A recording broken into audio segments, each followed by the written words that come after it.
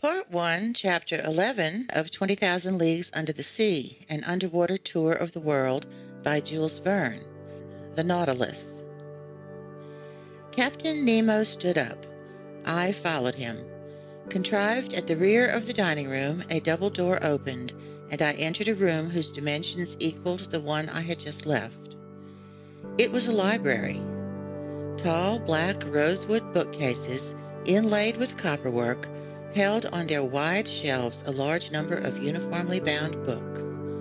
These furnishings followed the contours of the room, their lower parts leading to huge couches upholstered in maroon leather and curved for maximum comfort. Light, movable reading stands, which could be pushed away or pulled near as desired, allowed books to be positioned on them for easy study. In the center stood a huge table covered with pamphlets, among which some newspapers, long out of date, were visible.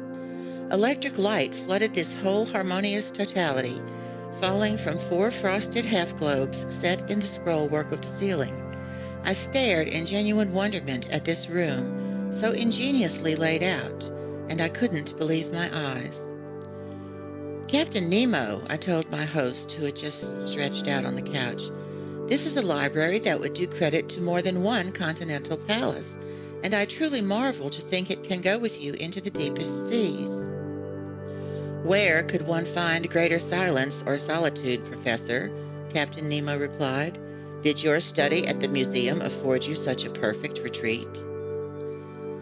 "No, sir, and I might add that it's quite a humble one next to yours. You own 6,000 or 7,000 volumes here." 12,000, Professor Aronnax. They are my sole remaining ties with dry land. But I was done with the shore the day my Nautilus submerged for the first time under the waters.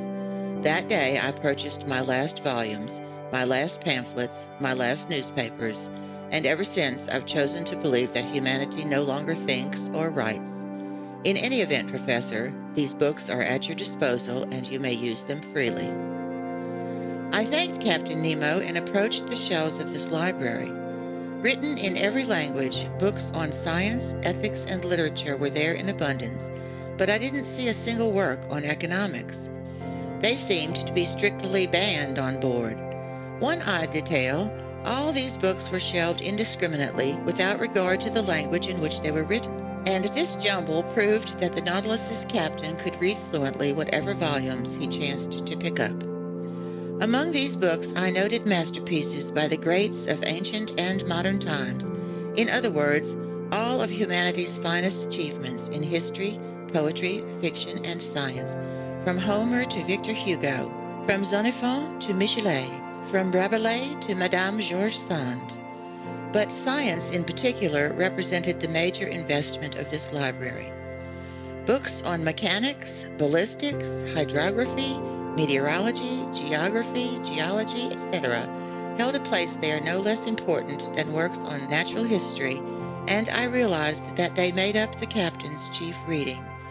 There I saw the complete works of Humboldt, the complete Arago, as well as works by Foucault, Henri St. Clair de Ville, Chasles, Milne Edwards, Quatrefages, John Tyndall, Faraday, Berthelot, Father Secchi, Peterman, Commander Maury, Louis Agassiz, etc., plus the transactions of France's Academy of Sciences, bulletins from the various geographical societies, etc., and in a prime location, those 2 volumes on the great ocean depths that had perhaps earned me this comparatively charitable welcome from Captain Nemo. Among the works of Joseph Bertrand, his book entitled The Founders of Astronomy even gave me a definite date, and since I knew it had appeared in the course of 1865, I concluded that the fitting out of the Nautilus hadn't taken place before then. Accordingly, 3 years ago at the most, Captain Nemo had begun his underwater existence. Moreover, I hoped some books even more recent would permit me to pinpoint the date precisely, but I had plenty of time to look for them, and I didn't want to put off any longer our stroll through the wonders of the Nautilus. "Sir," I told the captain, "thank you for placing this library at my disposal. There are scientific treasures here, and I'll take advantage of them. This room isn't only a library, Captain Nemo said. It's also a smoking room. A smoking room? I exclaimed. Then one may smoke on board?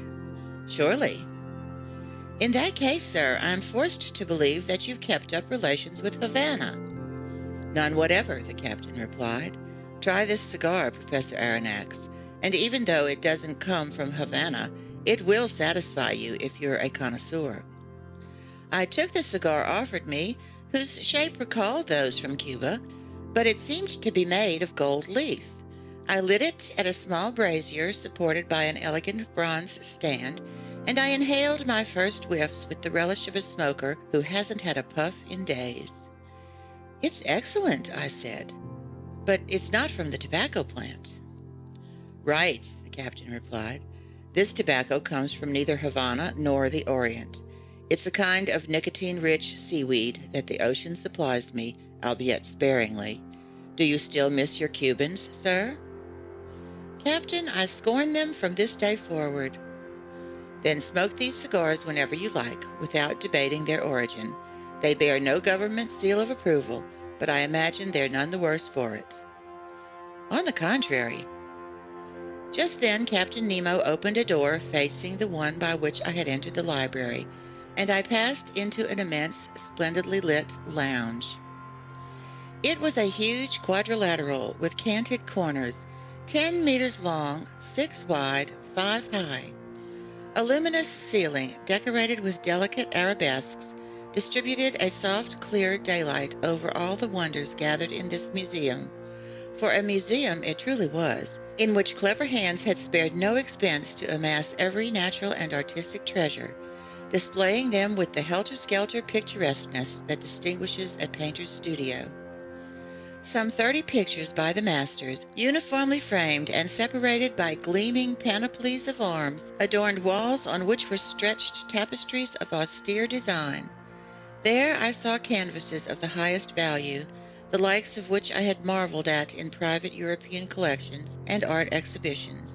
The various schools of the old masters were represented by a Raphael Madonna, a Virgin by Leonardo da Vinci, a nymph by Correggio, a woman by Titan, an Adoration of the Magi by Veronese, an Assumption of the Virgin by Murillo, a Holbein portrait, a monk by Velasquez, a martyr by Ribera, a village fair by Rubens, 2 Flemish landscapes by Teniers, 3 little genre paintings by Gerard Dow, Metsu, and Paul Potter, 2 canvases by Géricault and Prudhon, plus seascapes by Bakhuysen and Vernet.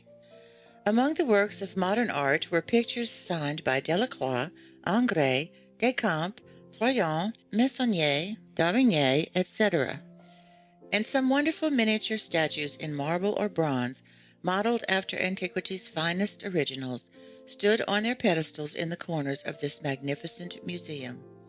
As the Nautilus's commander had predicted, my mind was already starting to fall into that promised state of stunned amazement. Professor, this strange man then said, you must excuse the informality with which I receive you, and the disorder reigning in this lounge. Sir, I replied, without prying into who you are, might I venture to identify you as an artist? A collector, sir, nothing more. Formerly, I loved acquiring these beautiful works created by the hand of man. I sought them greedily, ferreted them out tirelessly, and I've been able to gather some objects of great value. They are my last mementos of those shores that are now dead for me. In my eyes, your modern artists are already as old as the ancients. They've existed for 2,000 or 3,000 years, and I mix them up in my mind. The masters are ageless. What about these composers? I said, pointing to sheet music by Weber, Rossini, Mozart, Beethoven, Haydn, Meyerbeer, Harold, Wagner, Auber, Gounod, Victor Massé, and a number of others, scattered over a full-size piano organ, which occupied one of the wall panels in this lounge. These composers, Captain Nemo answered me, are the contemporaries of Orpheus, because in the annals of the dead all chronological differences fade, And I'm dead, Professor, quite as dead as those friends of yours sleeping 6 feet under." Captain Nemo fell silent and seemed lost in reverie. I regarded him with intense excitement, silently analyzing his strange facial expression. Leaning his elbow on the corner of a valuable mosaic table, he no longer saw me. He had forgotten my very presence. I didn't disturb his meditations, but continued to pass in review the curiosities that enriched this lounge. After the works of art, natural rarities predominated. They consisted chiefly of plants, shells, and other exhibits from the ocean that must have been Captain Nemo's own personal findings. In the middle of the lounge, a jet of water, electrically lit, fell back into a basin made from a single giant clam. The delicately festooned rim of this shell, supplied by the biggest mollusk in the class Acephala, measured about 6 meters in circumference, so it was even bigger than those fine giant clams given to King Francois I by the Republic of Venice, and which the Church of Saint Sulpice in Paris had made into 2 gigantic holy water fonts. Around this basin, inside elegant glass cases fastened with copper bands, there were classified and labeled the most valuable marine exhibits ever put before the eyes of a naturalist. My professorial glee may easily be imagined. The zoophyte branch offered some very unusual specimens from its 2 groups, the polyps and the echinoderms. In the first group, organ-pipe coral, gorgonian coral arranged into fan shapes, soft sponges from Syria, Isis coral from the Molucca Islands, sea-pen coral, wonderful coral from the genus Virgularia from the waters of Norway, various coral of the genus Umbrellularia, alcyanarian coral, then a whole series of those madrepores that my mentor, Professor Milne Edwards, has so shrewdly classified into divisions, and among which I noted the wonderful genus Flabellina, as well as the genus Oculina from Reunion Island, plus a Neptune's chariot from the Caribbean Sea, every superb variety of coral, and, in short, every species of these unusual polyparies that congregate to form entire islands that will one day turn into continents. Among the echinoderms, notable for being covered with spines, starfish, feather stars, sea lilies, free-swimming crinoids, brittle stars, sea urchins, sea cucumbers, etc., represented a complete collection of the individuals in this group. An excitable conchologist would surely have fainted dead away before other, more numerous glass cases in which were classified specimens from the mollusk branch. There I saw a collection of incalculable value that I haven't time to describe completely. Among these exhibits I'll mention, just for the record, an elegant royal hammer shell from the Indian Ocean, whose evenly spaced white spots stood out sharply against a base of red and brown, an imperial spiny oyster, brightly colored, bristling with thorns, a specimen rare to European museums, whose value I estimated at 20,000 francs. A common hammer shell from the seas near Queensland, very hard to come by. Exotic cockles from Senegal, fragile white bivalve shells that a single breath could pop like a soap bubble. Several varieties of watering pot shell from Java, a sort of limestone tube fringed with leafy folds and much fought over by collectors. A whole series of top-shell snails, greenish-yellow ones fished up from American seas, others colored reddish-brown that patronized the waters off Queensland, the former coming from the Gulf of Mexico and notable for their overlapping shells, the latter some sun-carrier shells found in southernmost seas.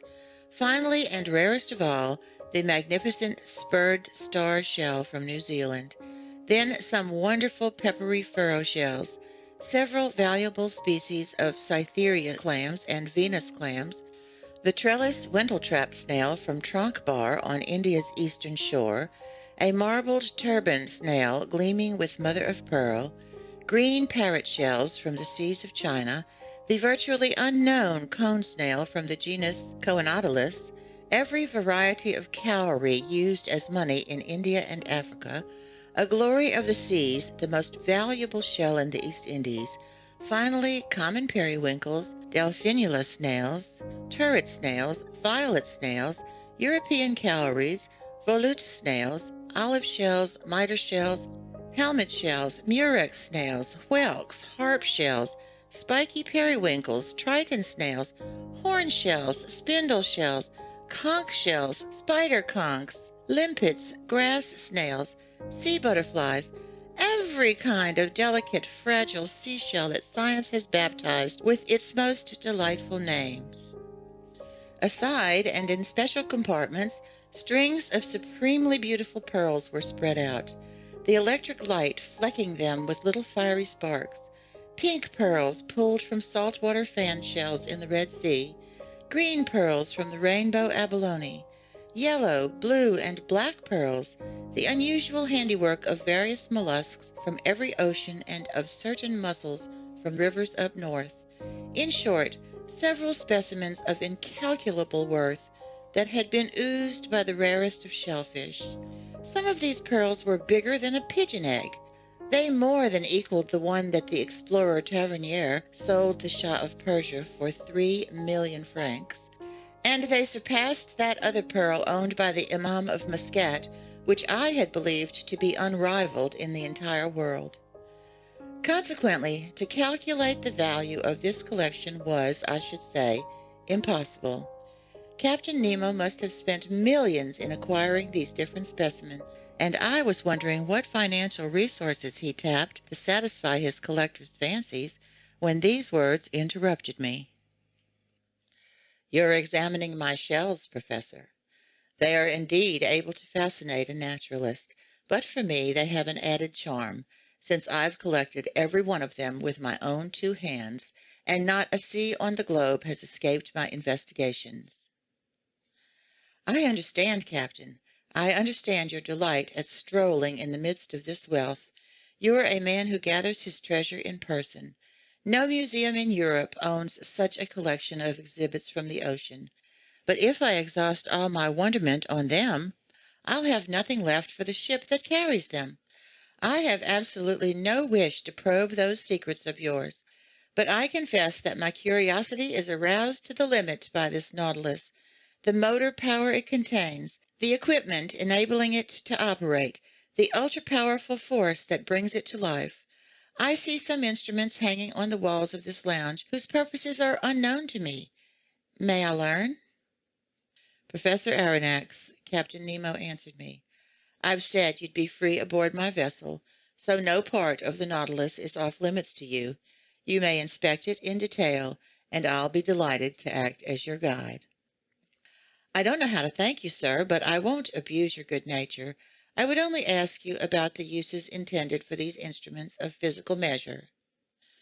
"Professor, these same instruments are found in my stateroom, where I'll have the pleasure of explaining their functions to you. But beforehand, come inspect the cabin set aside for you. You need to learn how you'll be lodged aboard the Nautilus."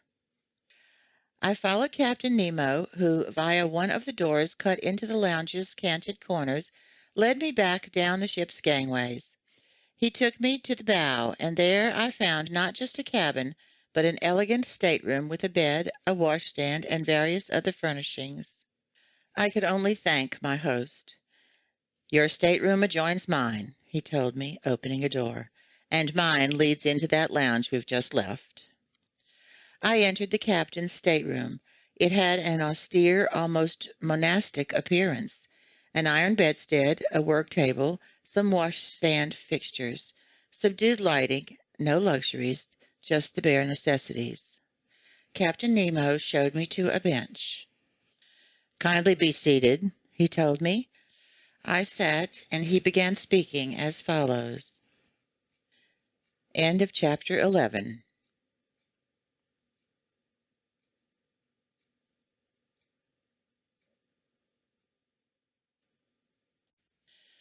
Part 1, Chapter 12 of 20,000 Leagues Under the Sea. Everything through electricity. "Sir," Captain Nemo said, showing me the instruments hanging on the walls of his stateroom. These are the devices needed to navigate the Nautilus. Here, as in the lounge, I always have them before my eyes, and they indicate my position and exact heading in the midst of the ocean. You're familiar with some of them, such as the thermometer, which gives the temperature inside the Nautilus, the barometer, which measures the heaviness of the outside air and forecasts changes in the weather, the humidistat, which indicates the degree of dryness in the atmosphere, the storm glass, whose mixture decomposes to foretell the arrival of tempests, the compass, which steers my course, the sextant, which takes the sun's altitude and tells me my latitude, chronometers, which allow me to calculate my longitude, and finally, spyglasses for both day and night, enabling me to scrutinize every point of the horizon once the Nautilus has risen to the surface of the waves. These are the normal navigational instruments, I replied, and I'm familiar with their uses, but no doubt these others answer pressing needs unique to the Nautilus. That dial I see there, with the needle moving across it, isn't it a pressure gauge? It is indeed a pressure gauge. It's placed in contact with the water, and it indicates the outside pressure on our hull, which in turn gives me the depth at which my submersible is sitting. And these are some new breed of sounding line? They're thermometric sounding lines that report water temperatures in the different strata. And these other instruments, whose functions I can't even guess. Here, Professor, I need to give you some background information, Captain Nemo said, so kindly hear me out. He fell silent for some moments, then he said, "There's a powerful, obedient, swift, and effortless force that can be bent to any use and which reigns supreme aboard my vessel. It does everything. It lights me, it warms me, it is the soul of my mechanical equipment. This force is electricity." "Electricity!" I exclaimed in some surprise. "Yes, sir." "But, Captain, you have a tremendous speed of movement that doesn't square with the strength of electricity. Until now, its dynamic potential has remained quite limited, capable of producing only small amounts of power." "Professor," Captain Nemo replied, "my electricity isn't the run-of-the-mill variety, and with your permission, I'll leave it at that." "I won't insist, sir, and I'll rest content with simply being flabbergasted at your results. I would ask one question, however, which you needn't answer if it's indiscreet.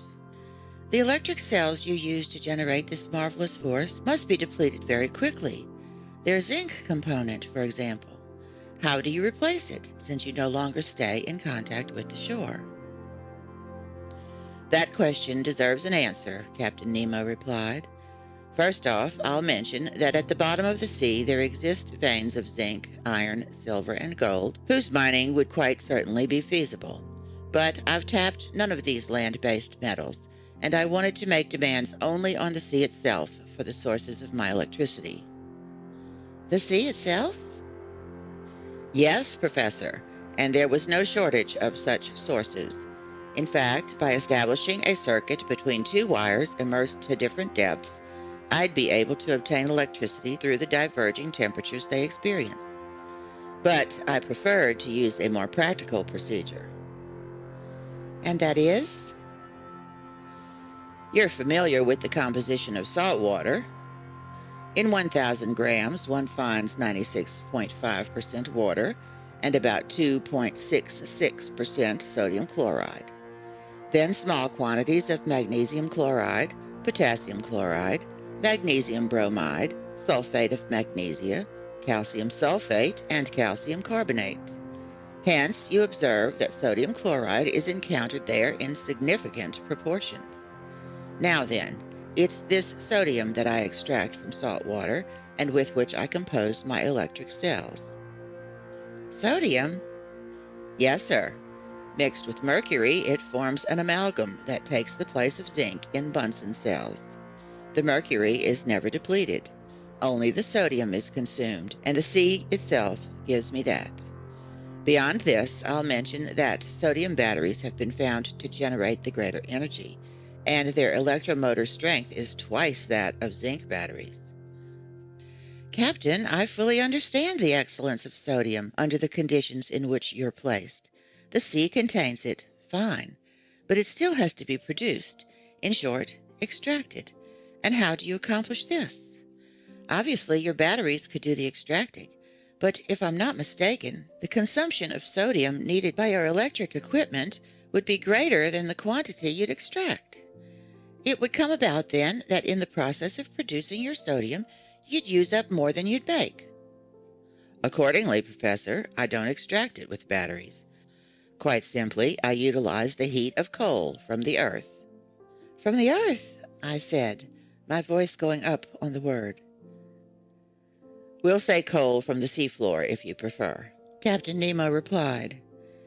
And you can mine these veins of underwater coal? You'll watch me work them, Professor Aronnax. I only ask a little patience of you, since you'll have ample time to be patient. Just remember one thing. I owe everything to the ocean. It generates electricity, and electricity gives the Nautilus heat, light, motion, and, in a word, life itself. But not the air you breathe. Oh, I could produce the air needed on board, but it would be pointless, since I can rise to the surface of the sea whenever I like.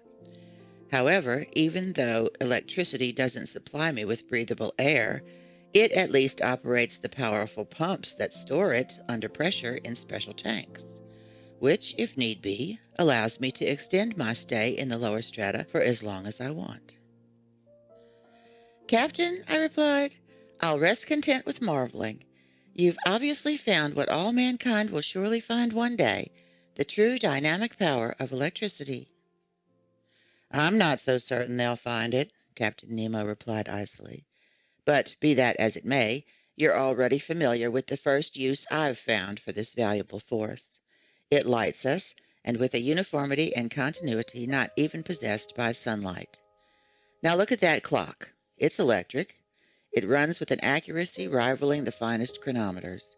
I've had it divided into 24 hours like Italian clocks, since neither day nor night, sun nor moon exist for me, but only this artificial light that I import into the depths of the seas. See, right now it's 10 o'clock in the morning. That's perfect. Another use for electricity, that dial hanging before your eyes, indicates how fast the Nautilus is going. An electric wire puts it in contact with the patent log. This needle shows me the actual speed of my submersible. And, hold on, just now we're proceeding at a moderate pace of 15 miles an hour. It's marvelous, I replied. And I truly see, Captain, how right you are to use this force. It's sure to take the place of wind, water, and steam. But that's not all, Professor Aronnax, Captain Nemo said, standing up. And if you'd care to follow me, we'll inspect the Nautilus's stern. In essence, I was already familiar with the whole forward part of this underwater boat, and here are its exact subdivisions, going from amidships to its spur. The dining room, 5 meters long, and separated from the library by a watertight bulkhead. In other words, it couldn't be penetrated by the sea. The library, 5 meters long. The main lounge, 10 meters long, separated from the captain's stateroom by a second watertight bulkhead. The aforesaid stateroom, 5 meters long. Mine, 2.5 meters long. And finally, air tanks, 7.5 meters long and extending to the stem post. Total, a length of 35 meters.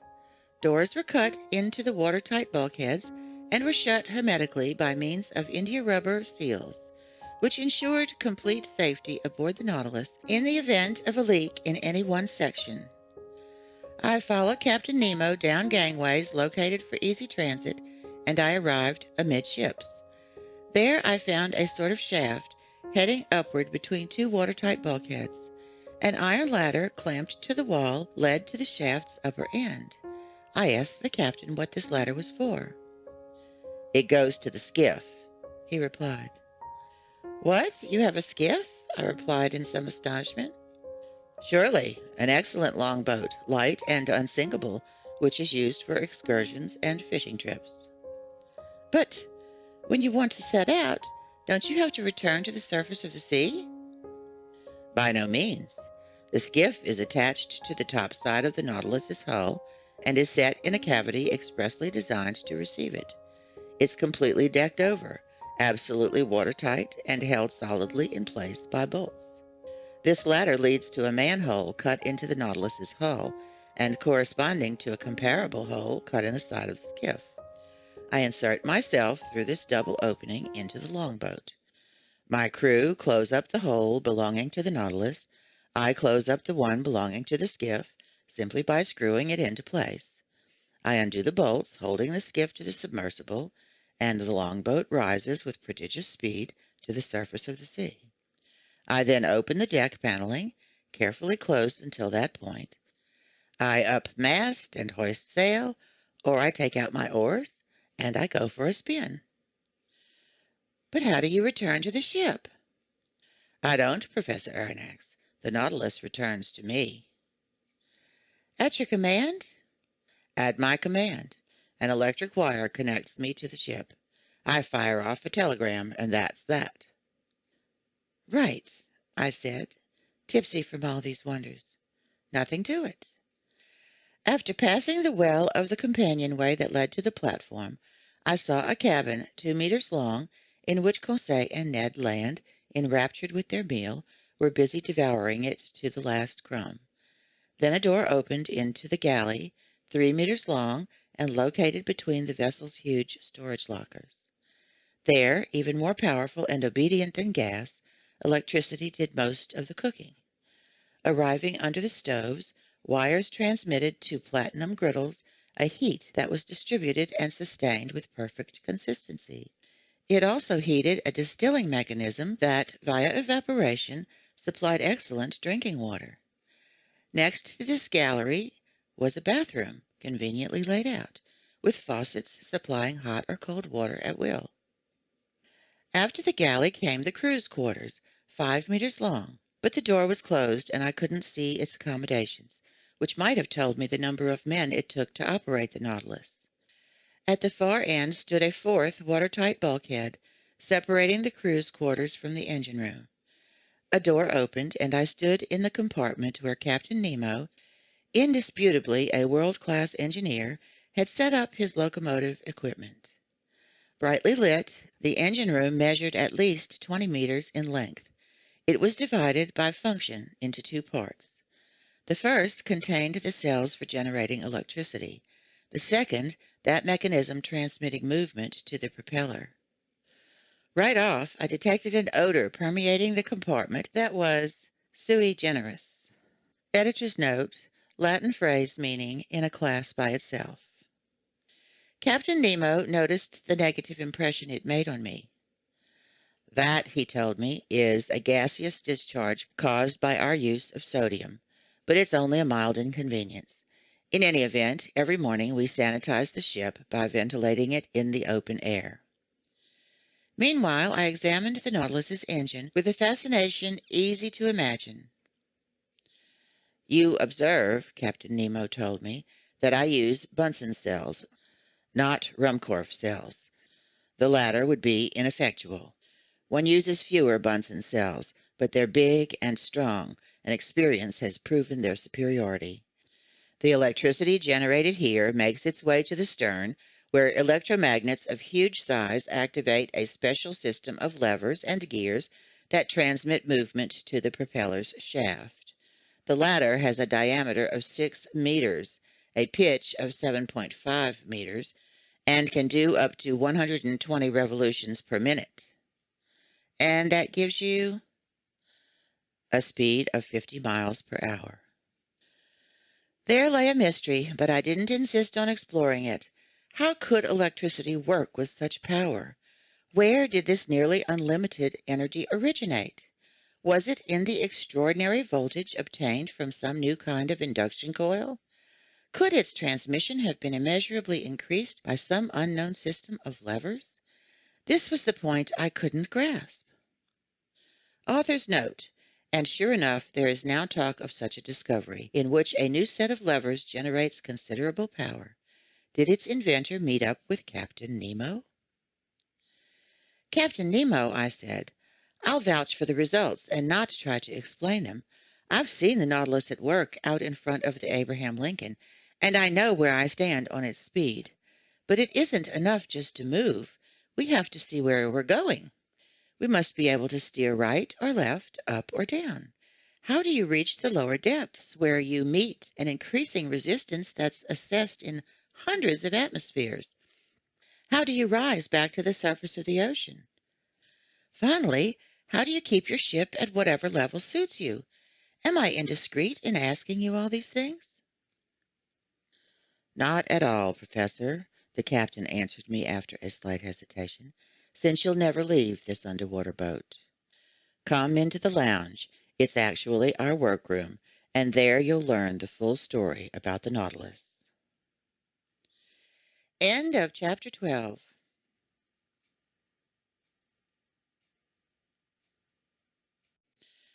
Part 1, Chapter 13 of 20,000 Leagues Under the Sea. Some figures. A moment later, we were seated on a couch in the lounge, cigars between our lips. The captain placed before my eyes a working drawing that gave the ground plan, cross-section, and side view of the Nautilus. Then he began his description as follows. Here, Professor Aronnax, are the different dimensions of this boat now transporting you. It's a very long cylinder with conical ends. It noticeably takes the shape of a cigar, a shape already adopted in London for several projects of the same kind. The length of this cylinder from end to end is exactly 70 meters, and its maximum breadth of beam is 8 meters. So it isn't quite built on the 10-to-1 ratio of your high-speed steamers, but its lines are sufficiently long, and their tapering gradual enough, so that the displaced water easily slips past and poses no obstacle to the ship's movements. These two dimensions allow you to obtain, via a simple calculation, the surface area and volume of the Nautilus. Its surface area totals 1,011.45 square meters. Its volume is 1,507.2 cubic meters, which is tantamount to saying that when it's completely submerged, it displaces 1,500 cubic meters of water, or weighs 1,500 metric tons. In drawing up plans for a ship meant to navigate underwater, I wanted it, when floating on the waves, to lie 9/10 below the surface and to emerge only 1/10. Consequently, under these conditions, it needed to displace only 9/10 of its volume, hence 1,356.48 cubic meters. In other words, it was to weigh only that same number of metric tons. So I was obliged not to exceed this weight while building it to the aforesaid dimensions. The Nautilus is made up of two hulls, one inside the other. Between them, joining them together, are iron T-bars that give this ship the utmost rigidity. In fact, thanks to this cellular arrangement, it has the resistance of a stone block, as if it were completely solid. Its plating can't give way. It's self-adhering and not dependent on the tightness of its rivets. And due to the perfect union of its materials, the solidarity of its construction allows it to defy the most violent seas. The two hulls are manufactured from boilerplate steel, whose relative density is 7.8 times that of water. The first hull has a thickness of no less than 5 centimeters and weighs 394.96 metric tons. My second hull, the outer cover, includes a keel 50 centimeters high by 25 wide, which by itself weighs 62 metric tons. This hull, the engine, the ballast, the various accessories and accommodations, plus the bulkheads and interior braces, have a combined weight of 961.52 metric tons, which, when added to 394.96 metric tons, gives us the desired total of 1,356.48 metric tons. Clear? Clear, I replied. So, the captain went on, when the Nautilus lies on the waves under these conditions, 1/10 of it does emerge above water.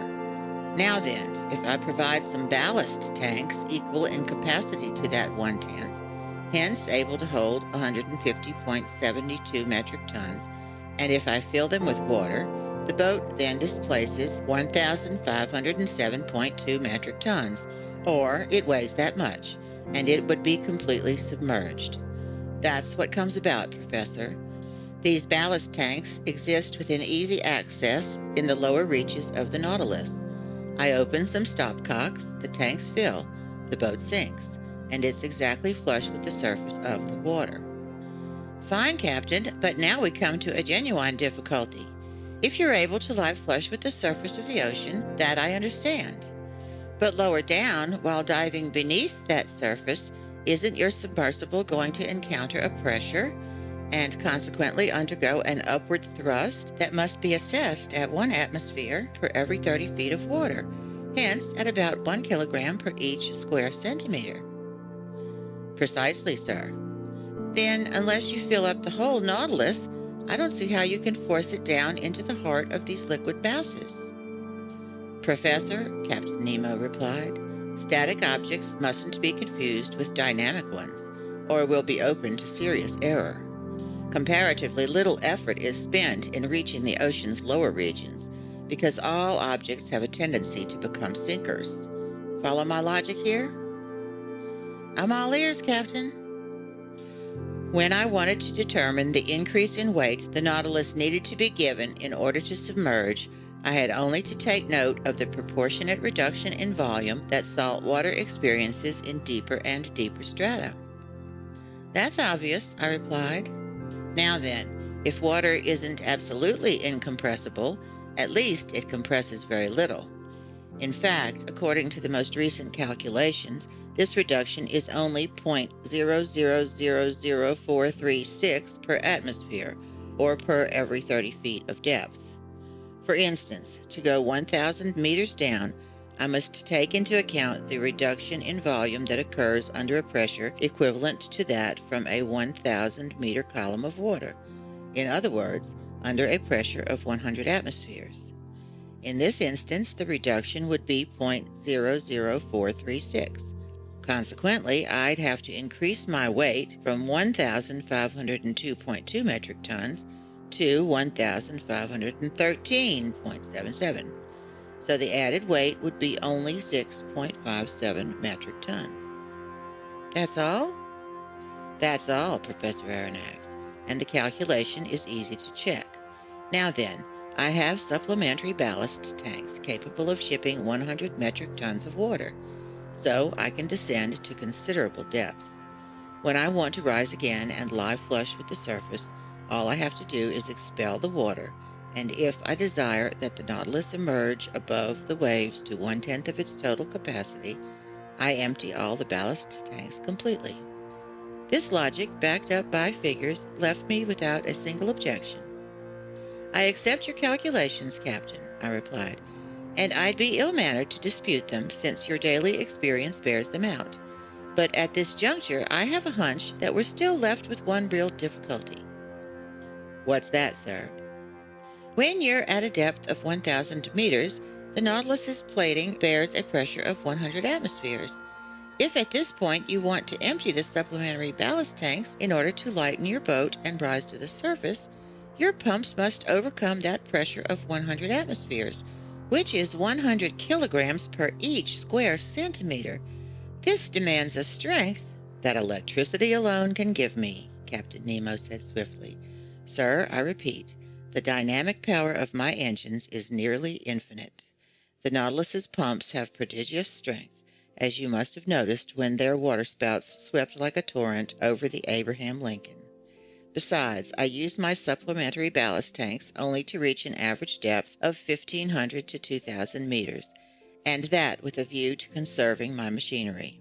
Accordingly, when I have a mind to visit the ocean depths 2 or 3 vertical leagues beneath the surface, I use maneuvers that are more time-consuming, but no less infallible. What are they, Captain? I asked. Here, I'm naturally led to telling you how the Nautilus is maneuvered. I can't wait to find out. In order to steer this boat to port or starboard, in short, to make turns on a horizontal plane, I use an ordinary wide-bladed rudder that's fastened to the rear of the stern post and worked by a wheel and tackle. But I can also move the Nautilus upward and downward on a vertical plane by the simple method of slanting its 2 fins, which are attached to its sides at the center of flotation. These fins are flexible, able to assume any position, and can be operated from inside by means of powerful levers.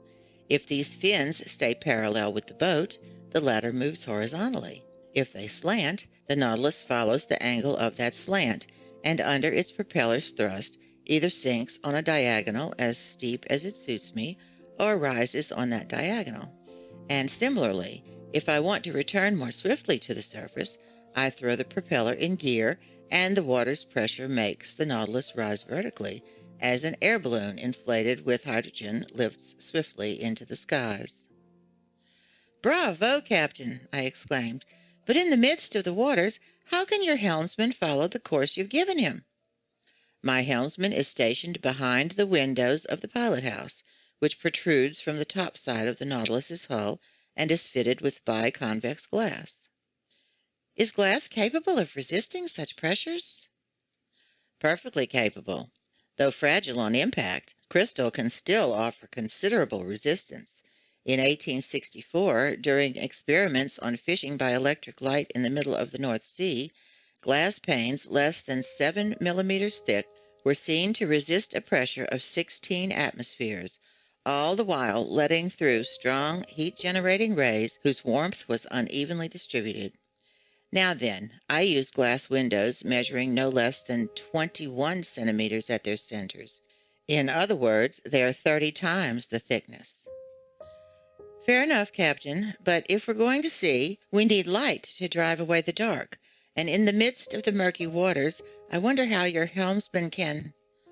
Set astern of the pilot-house is a powerful electric reflector whose rays light up the sea for a distance of half a mile. Oh, bravo, bravo 3 times over, Captain. That explains the phosphorescent glow from this so-called narwhal that so puzzled us scientists. Pertinent to this, I'll ask you if the Nautilus's running afoul of the Scotia, which caused such a great uproar, was the result of an accidental encounter. Entirely accidental, sir. I was navigating 2 meters beneath the surface of the water when the collision occurred. However, I could see that it had no dire consequences. None, sir. But as for your encounter with the Abraham Lincoln... Professor, that troubled me, because it's one of the best ships in the gallant American Navy. But they attacked me, and I had to defend myself. All the same, I was content simply to put the frigate in a condition where it could do me no harm. It won't have any difficulty getting repairs at the nearest port. Ah, Commander, I exclaimed with conviction, your Nautilus is truly a marvelous boat. Yes, Professor, Captain Nemo replied with genuine excitement, and I love it as if it were my own flesh and blood. Aboard a conventional ship, facing the ocean's perils, danger lurks everywhere. On the surface of the sea, your chief sensation is the constant feeling of an underlying chasm, as the Dutchman Jansen so aptly put it. But below the waves, aboard the Nautilus, your heart never fails you. There are no structural deformities to worry about, because the double hull of this boat has a rigidity of iron, no rigging to be worn out by rolling and pitching on the waves, no sails for the wind to carry off, no boilers for steam to burst open, no fires to fear, because this submersible is made of sheet iron, not wood, no coal to run out of, since electricity is its mechanical force, no collisions to fear, because it navigates the watery deep all by itself, no storms to brave, because just a few meters beneath the waves it finds absolute tranquility. There, sir, there's the ideal ship, And if it's true that the engineer has more confidence in a craft than a builder, and the builder more than the captain himself, you can understand the utter abandon with which I place my trust in this Nautilus, since I'm its captain, builder, and engineer all in one. Captain Nemo spoke with winning eloquence. The fire in his eyes and the passion in his gestures transfigured him. Yes, he loved his ship the same way a father loves his child. But one question, perhaps indiscreet, naturally popped up, and I couldn't resist asking it. "You're an engineer, then, Captain Nemo?" "Yes, Professor," he answered me. "I studied in London, Paris, and New York back in the days when I was a resident of the Earth's continents." "But how were you able to build this wonderful Nautilus in secret?" "Each part of it, Professor Aronnax, came from a different spot on the globe and reached me at a cover address. Its keel was forged by Conseil in France, its propeller shaft by Penn and Company in London, the sheet iron plates for its hull by Laird's in Liverpool, its propeller by Scott's in Glasgow. Its tanks were manufactured by Cale and Company in Paris, its engine by Krupp in Persia, its spurs by Motala Workshops in Sweden, its precision instruments by Hart Brothers in New York, etc., and each of these suppliers received my specifications under a different name." "But," I went on, "once these parts were manufactured, didn't they have to be mounted and adjusted?" "Professor, I set up my workshops on a deserted islet in mid-ocean. There our Nautilus was completed by me and my workmen. In other words, by my gallant companions, whom I've molded and educated. Then, when the operation was over, we burned every trace of our stay on that islet, which, if I could have, I'd have blown up." "From all this, may I assume that such a boat costs a fortune?" "An iron ship, Professor Aronnax, runs 1,125 francs per metric ton. Now then, the Nautilus has a burden of 1,500 metric tons. Consequently, it cost 1,687,000 francs, hence 2,000,000 including its accommodations, and 4,000,000 francs or 5,000,000 francs with all the collections and works of art it contains." "One last question, Captain Nemo." "Ask, Professor." "You're rich, then?" "Infinitely rich, sir, and without any trouble. I could pay off the 10 billion franc French national debt." I gaped at the bizarre individual who had just spoken these words. Was he playing on my credulity? Time would tell. End of chapter 13.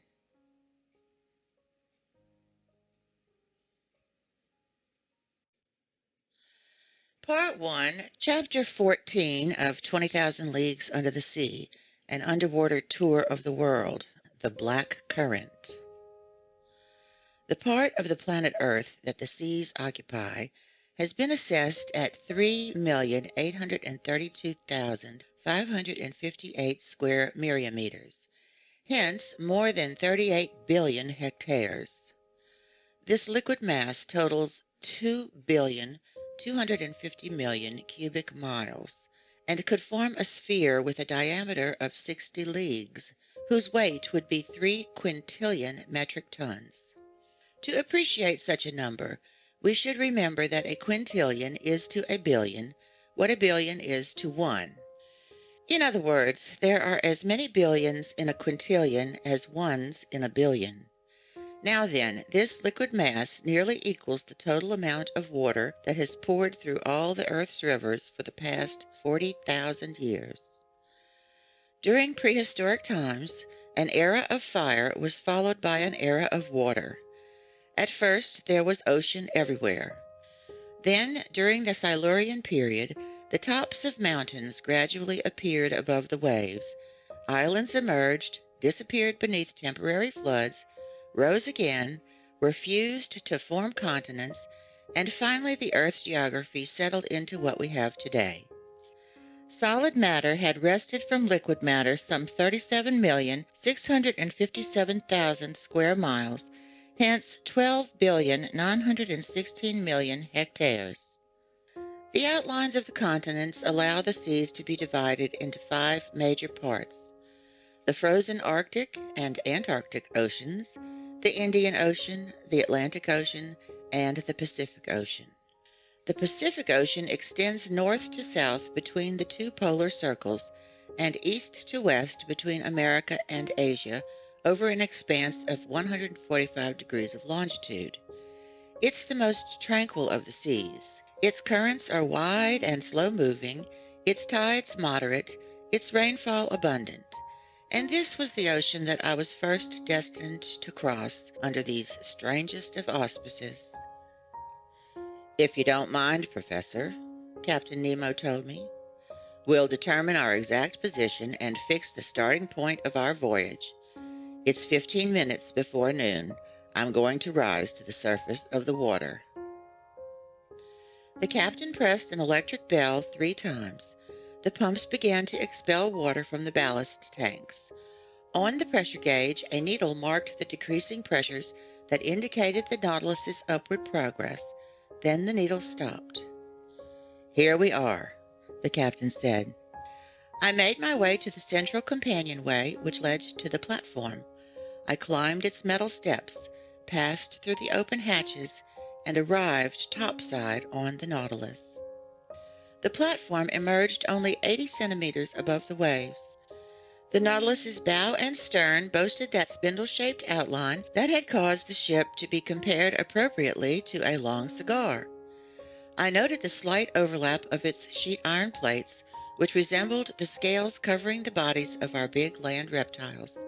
So I had a perfectly natural explanation for why, despite the best spyglasses, this boat had always been mistaken for a marine animal. Near the middle of the platform, the skiff was half set in the ship's hull, making a slight bulge.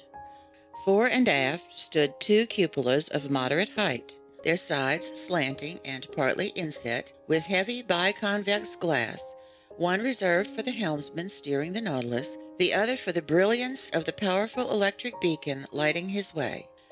The sea was magnificent, the skies clear. This long aquatic vehicle could barely feel the broad undulations of the ocean. A mild breeze out of the east rippled the surface of the water. Free of all mist, the horizon was ideal for taking sights. There was nothing to be seen, not a reef, not an islet, no more Abraham Lincoln, a deserted immenseness. Raising his sextant, Captain Nemo took the altitude of the sun, which would give him his latitude.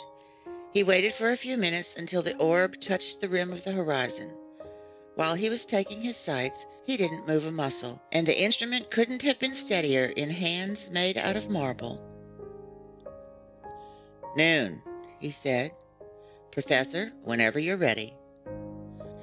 I took one last look at the sea, a little yellowish near the landing places of Japan, and I went below again to the main lounge. There the captain fixed his position and used a chronometer to calculate his longitude, which he double-checked against his previous observations of hour angles. Then he told me, "Professor Aronnax, we're in longitude 137 degrees, 15 minutes west." "West of which meridian?" I asked quickly, hoping the captain's reply might give me a clue to his nationality. "Sir," he answered me, "I have chronometers variously set to the meridians of Paris, Greenwich, and Washington, D.C., but in your honor I'll use the one for Paris." This reply told me nothing. I bowed, and the commander went on. "We're in longitude 137 degrees, 15 minutes west of the meridian of Paris, and latitude 30 degrees, 7 minutes north. In other words, about 300 miles from the shores of Japan.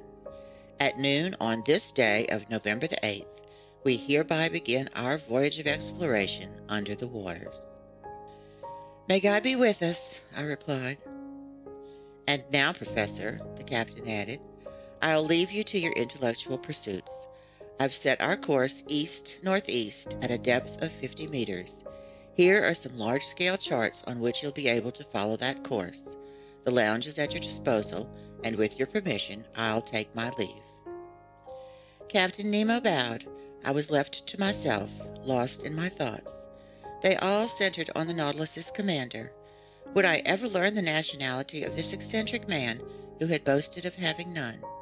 His sworn hate for humanity, a hate that perhaps was bent on some dreadful revenge. What had provoked it? Was he one of those unappreciated scholars, one of those geniuses embittered by the world, as Conseil expressed it, a latter-day Galileo? Or maybe one of those men of science, like America's Commander Maury, whose careers were ruined by political revolutions? I couldn't say yet. As for me, whom fate had just brought aboard his vessel, whose life he had held in the balance, he had received me coolly but hospitably. Only he never took the hand I extended to him. He never extended his own. For an entire hour I was deep in these musings, trying to probe this mystery that fascinated me so. Then my eyes focused on a huge world map displayed on the table, and I put my finger on the very spot where our just determined longitude and latitude intersected. Like the continents, the sea has its rivers. These are exclusive currents that can be identified by their temperature and color, the most remarkable being the one called the Gulf Stream.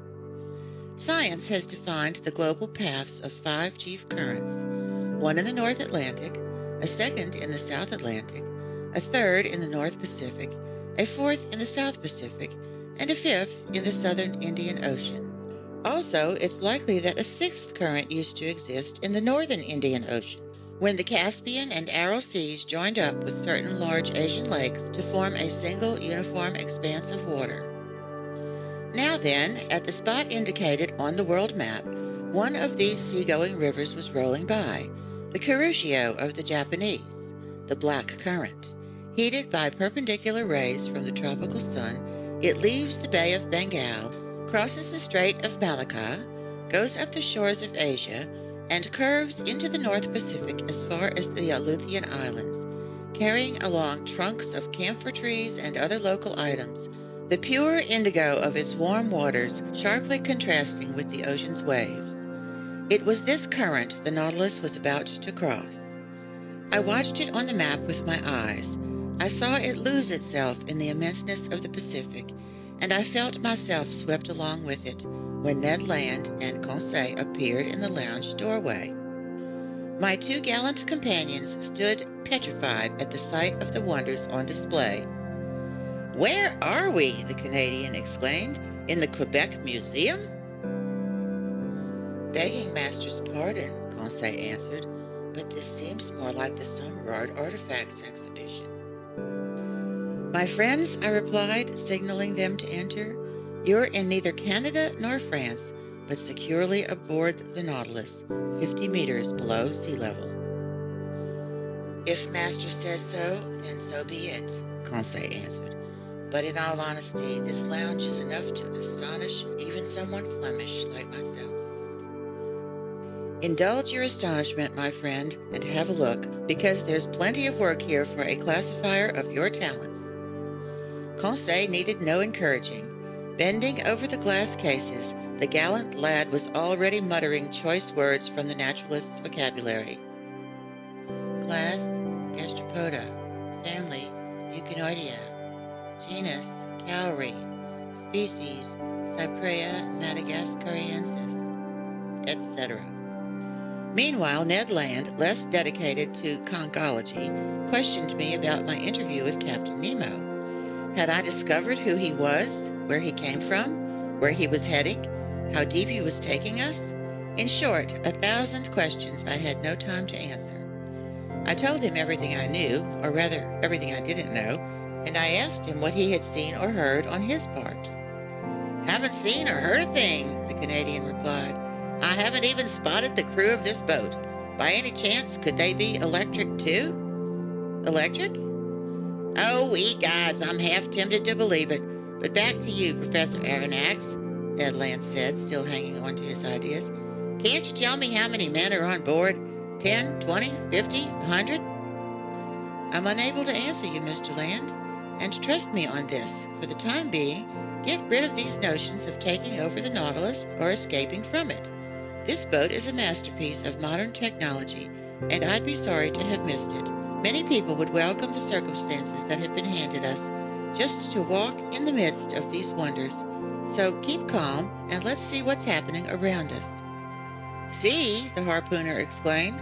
"There's nothing to see, nothing we'll ever see from this sheet iron prison. We're simply running around blindfolded." Ned Land was just pronouncing these last words when we were suddenly plunged into darkness, utter darkness. The ceiling lights went out so quickly my eyes literally ached, just as if we had experienced the opposite sensation of going from the deepest gloom to the brightest sunlight. We stood stock still, not knowing what surprise was waiting for us, whether pleasant or unpleasant.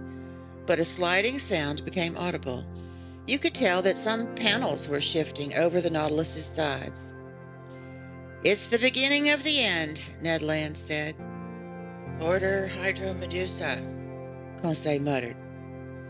Suddenly, through two oblong openings, daylight appeared on both sides of the lounge. The liquid masses came into view, brightly lit by the ship's electric outpourings. We were separated from the sea by two panes of glass. Initially, I shuddered at the thought that these fragile partitions could break. But strong copper bands secured them, giving them nearly infinite resistance. The sea was clearly visible for a 1-mile radius around the Nautilus. What a sight! What pen could describe it? Who could portray the effects of this light through these translucent sheets of water, the subtlety of its progressive shadings into the ocean's upper and lower strata? The transparency of salt water has long been recognized. Its clarity is believed to exceed that of spring water.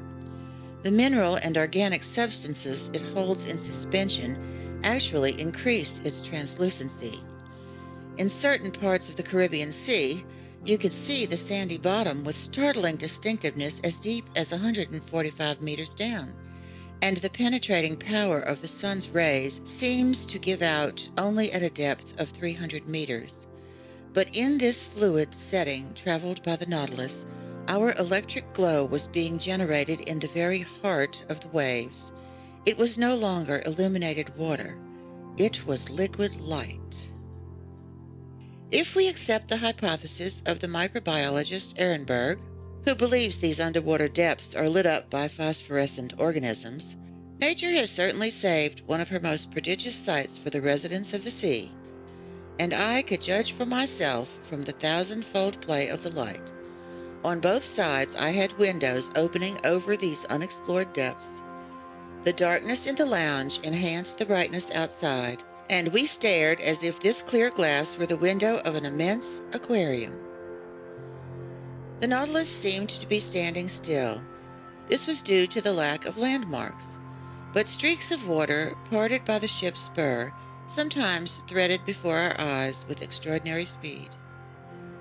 In wonderment, we leaned on our elbows before these show windows, and our stunned silence remained unbroken until Conseil said, "You wanted to see something, Ned, my friend. Well, now you have something to see." "How unusual," the Canadian put in, setting aside his tantrums and getaway schemes while submitting to this irresistible allure. "A man would have to go an even greater distance just to stare at such a sight." "Ah," I exclaimed, "I see our captain's way of life. He's found himself a separate world that saves its most astonishing wonders just for him." "But where are the fish?" the Canadian ventured to observe. "I don't see any fish." "Why would you care, Ned, my friend?" Conseil replied, "since you have no knowledge of them." "Me, a fisherman?" Ned Land exclaimed. And on this subject a dispute arose between the two friends, since both were knowledgeable about fish, but from totally different standpoints. Everyone knows that fish make up the fourth and last class in the vertebrate branch. They have been quite aptly defined as, quote, "cold-blooded vertebrates with a double circulatory system, breathing through gills and designed to live in the water," end quote. They consist of two distinct series: the series of bony fish, in other words, those whose spines have vertebra made of bone, and cartilaginous fish, in other words, those whose spines have vertebra made of cartilage. Possibly the Canadian was familiar with this distinction, but Conseil knew far more about it, and since he and Ned were now fast friends, he just had to show off. So he told the harpooner, "Ned, my friend, you're a slayer of fish, a highly skilled fisherman.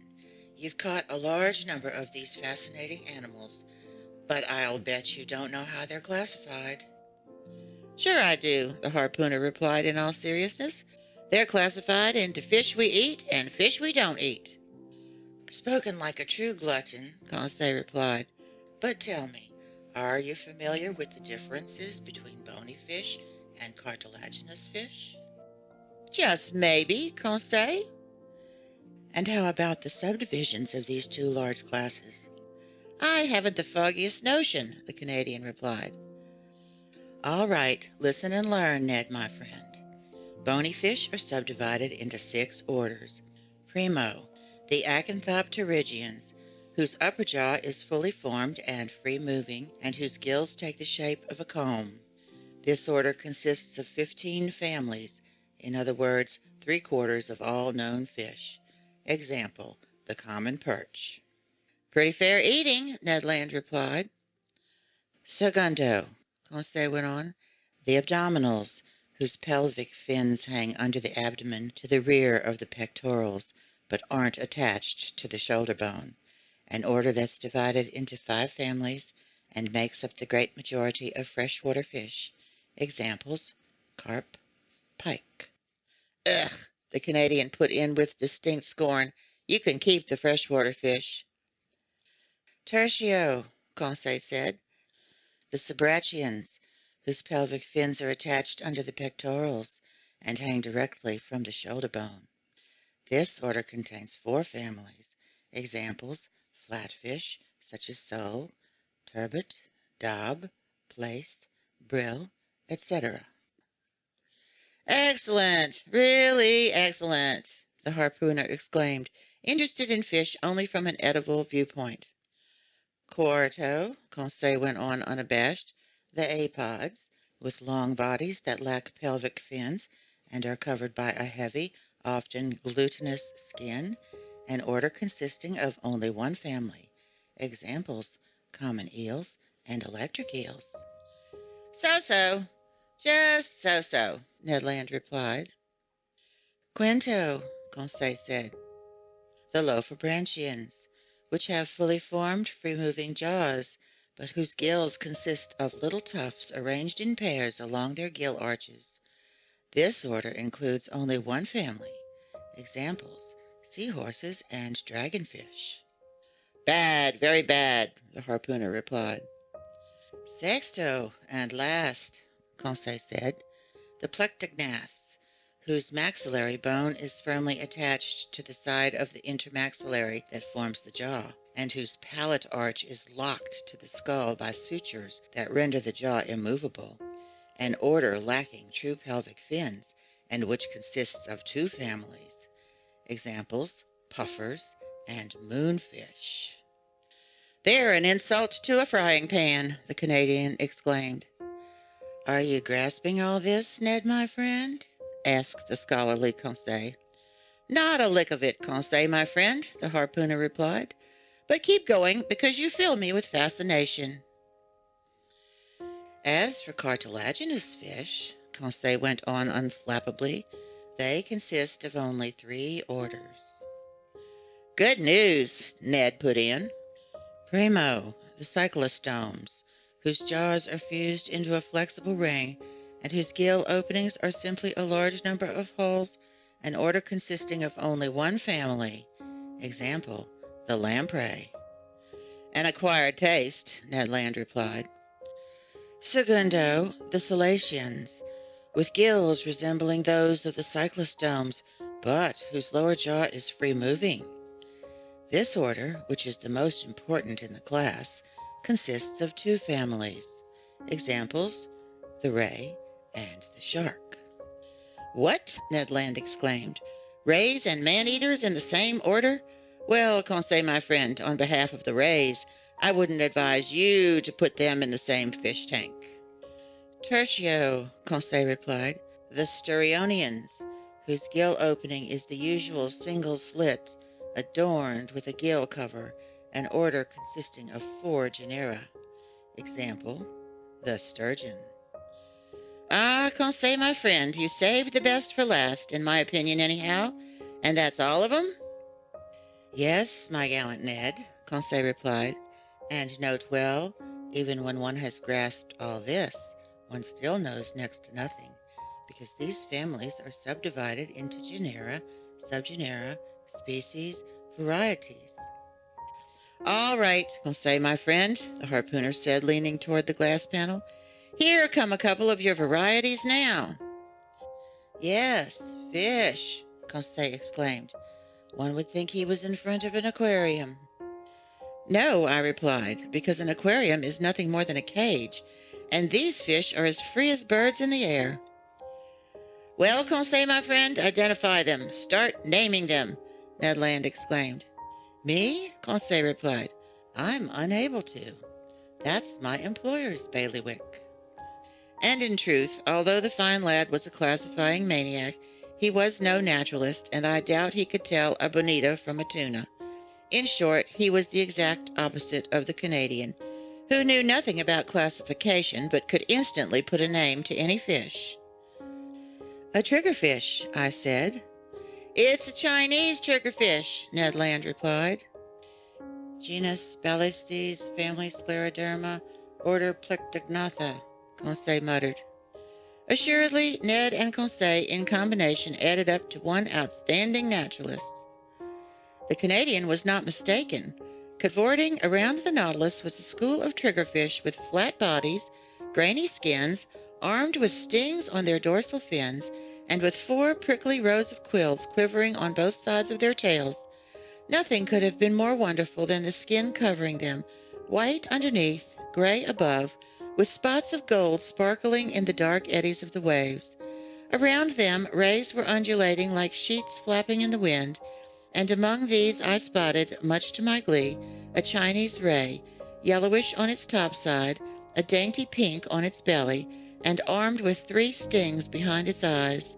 A rare species whose very existence was still doubted in Lacapede's day, since that pioneering classifier of fish had seen one only in a portfolio of Japanese drawings. For 2 hours a whole aquatic army escorted the Nautilus.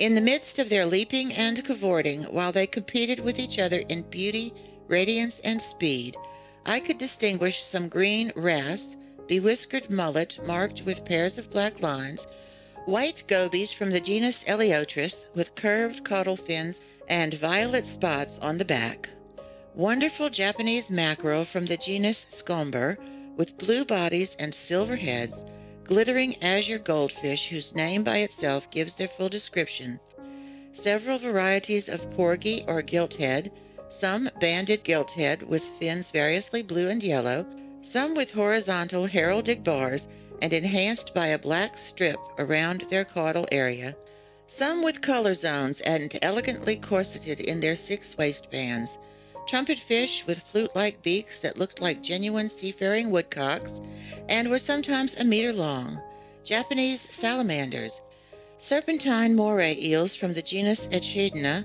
that were 6 feet long with sharp little eyes and a huge mouth bristling with teeth, etc. Our wonderment stayed at an all-time fever pitch. Our exclamations were endless. Ned identified the fish, Conseil classified them, and as for me, I was in ecstasy over the verve of their movements and the beauty of their forms. Never before had I been given the chance to glimpse these animals alive and at large in their native element. Given such a complete collection from the seas of Japan and China, I won't mention every variety that passed before our dazzled eyes. More numerous than birds in the air, these fish raced right up to us, no doubt attracted by the brilliant glow of our electric beacon. Suddenly daylight appeared in the lounge. The sheet iron panels slid shut. The magical vision disappeared. But for a good while I kept dreaming away, until the moment my eyes focused on the instruments hanging on the wall. The compass still showed our heading as east-northeast. The pressure gauge indicated a pressure of 5 atmospheres, corresponding to a depth of 50 meters, and the electric log gave our speed as 15 miles per hour. I waited for Captain Nemo, but he didn't appear. The clock marked the hour of 5. Ned Land and Conseil returned to their cabin. As for me, I repaired to my stateroom. There I found dinner ready for me. It consisted of turtle soup made from the daintiest hawksbill, a red mullet with white, slightly flaky flesh, whose liver, when separately prepared, makes delicious eating, plus loin of imperial angelfish, whose flavor struck me as even better than salmon. I spent the evening in reading, writing, and thinking. Then drowsiness overtook me. I stretched out on my eelgrass mattress and fell into a deep slumber while the Nautilus glided through the swiftly flowing black currents. End of chapter 14.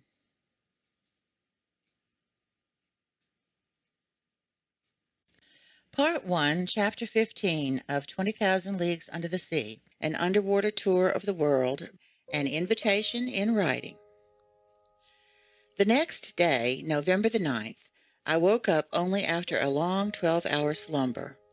Conseil, a creature of habit, came to ask how Master's night went, and to offer his services. He had left his Canadian friend sleeping like a man who had never done anything else. I let the gallant lad babble as he pleased, without giving him much in the way of a reply. I was concerned about Captain Nemo's absence during our session the previous afternoon, and I hoped to see him again today. Soon I had put on my clothes, which were woven from strands of seashell tissue. More than once their composition provoked comments from Conseil.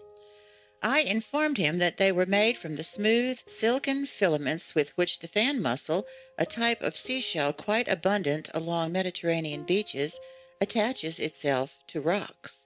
In olden times, fine fabrics, stockings, and gloves were made from such filaments because they were both very soft and very warm.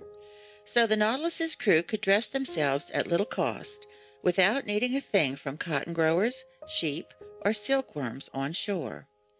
As soon as I was dressed, I made my way to the main lounge. It was deserted. I dove into studying the conchological treasures amassed inside the glass cases. I also investigated the huge plant albums that were filled with the rarest marine herbs, which, although they were pressed and dried, still kept their wonderful colors. Among these valuable water plants I noted various seaweed, some Cladostephus verticillus, peacock's tails, fig-leafed caulerpa, grain-bearing beauty bushes, delicate rose-tangle tinted scarlet, sea colander arranged into fan shapes, mermaids' cups that looked like the caps of squat mushrooms and for years had been classified among the zoophytes, in short, a complete series of algae. The entire day passed without my being honored by a visit from Captain Nemo. The panels in the lounge didn't open. Perhaps they didn't want us to get tired of these beautiful things. The Nautilus kept to an east-northeasterly heading, a speed of 12 miles per hour, and a depth between 50 and 60 meters. Next day, November 10, the same neglect, the same solitude.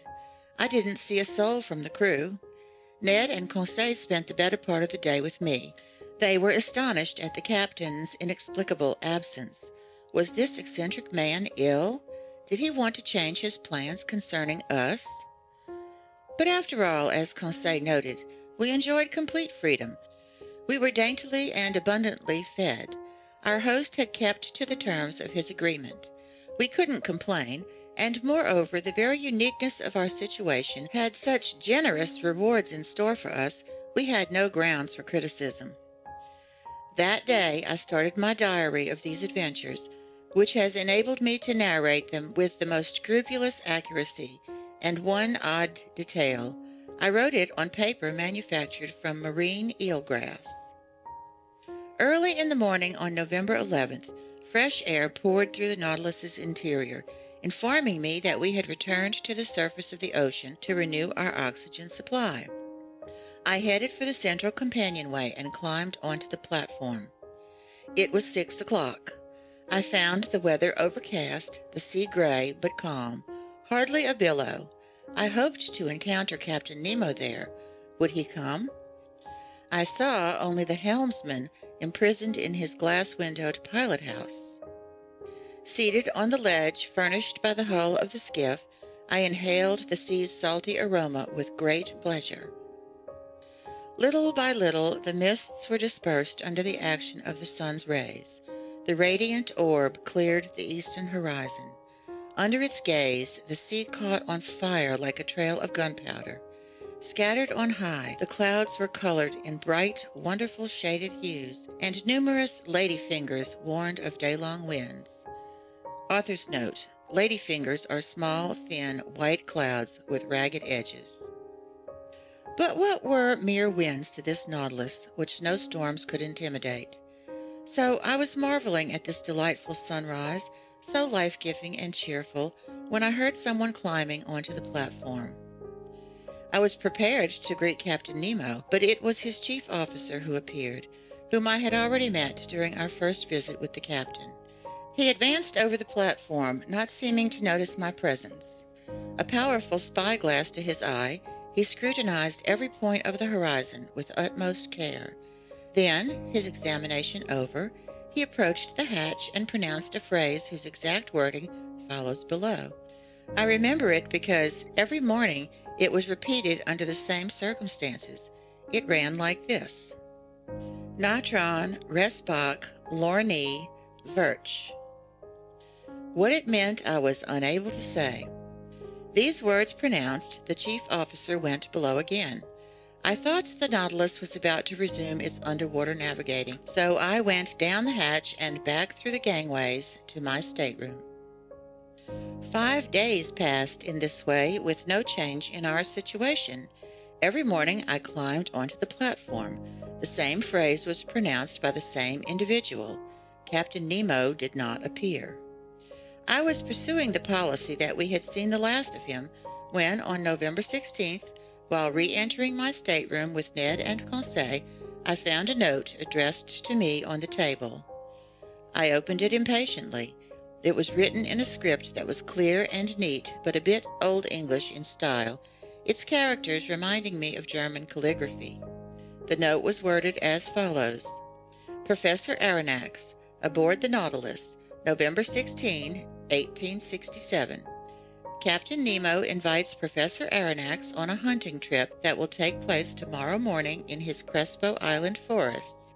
He hopes nothing will prevent the professor from attending, and he looks forward with pleasure to the professor's companions joining him. Captain Nemo, commander of the Nautilus. A hunting trip, Ned Land exclaimed. And in his forests on Crespo Island, Conseil added. But does this mean the old boy goes ashore? Ned Land went on. That seems to be the gist of it, I said, rereading the letter. Well, we've got to accept, the Canadian answered. Once we're on solid ground, we'll figure out a course of action. Besides, it wouldn't pain me to eat a couple slices of fresh venison. Without trying to reconcile the contradictions between Captain Nemo's professed horror of continents or islands and his invitation to go hunting in a forest, I was content to reply. First, let's look into this Crespo Island. I consulted the world map, and in latitude 32 degrees 40 minutes north and longitude 167 degrees 50 minutes west, I found an islet that had been discovered in 1801 by Captain Crespo, which old Spanish charts called Roca de la Plata, in other words, Silver Rock. So we were about 1,800 miles from our starting point, and by a slight change of heading, the Nautilus was bringing us back toward the southeast. I showed my companions this small, stray rock in the middle of the North Pacific. If Captain Nemo does sometimes go ashore, I told them, at least he only picks desert islands. Ned Land shook his head without replying. Then he and Conseil left me. After supper was served me by the mute and emotionless steward, I fell asleep, but not without some anxieties. When I woke up the next day, November 17, I sensed that the Nautilus was completely motionless. I dressed hurriedly and entered the main lounge. Captain Nemo was there waiting for me. He stood up, bowed, and asked if it suited me to come along. Since he made no allusion to his absence the past 8 days, I also refrained from mentioning it, and I simply answered that my companions and I were ready to go with him. Only, sir, I added, I'll take the liberty of addressing a question to you. Address away, Professor Aronnax, and if I'm able to answer, I will.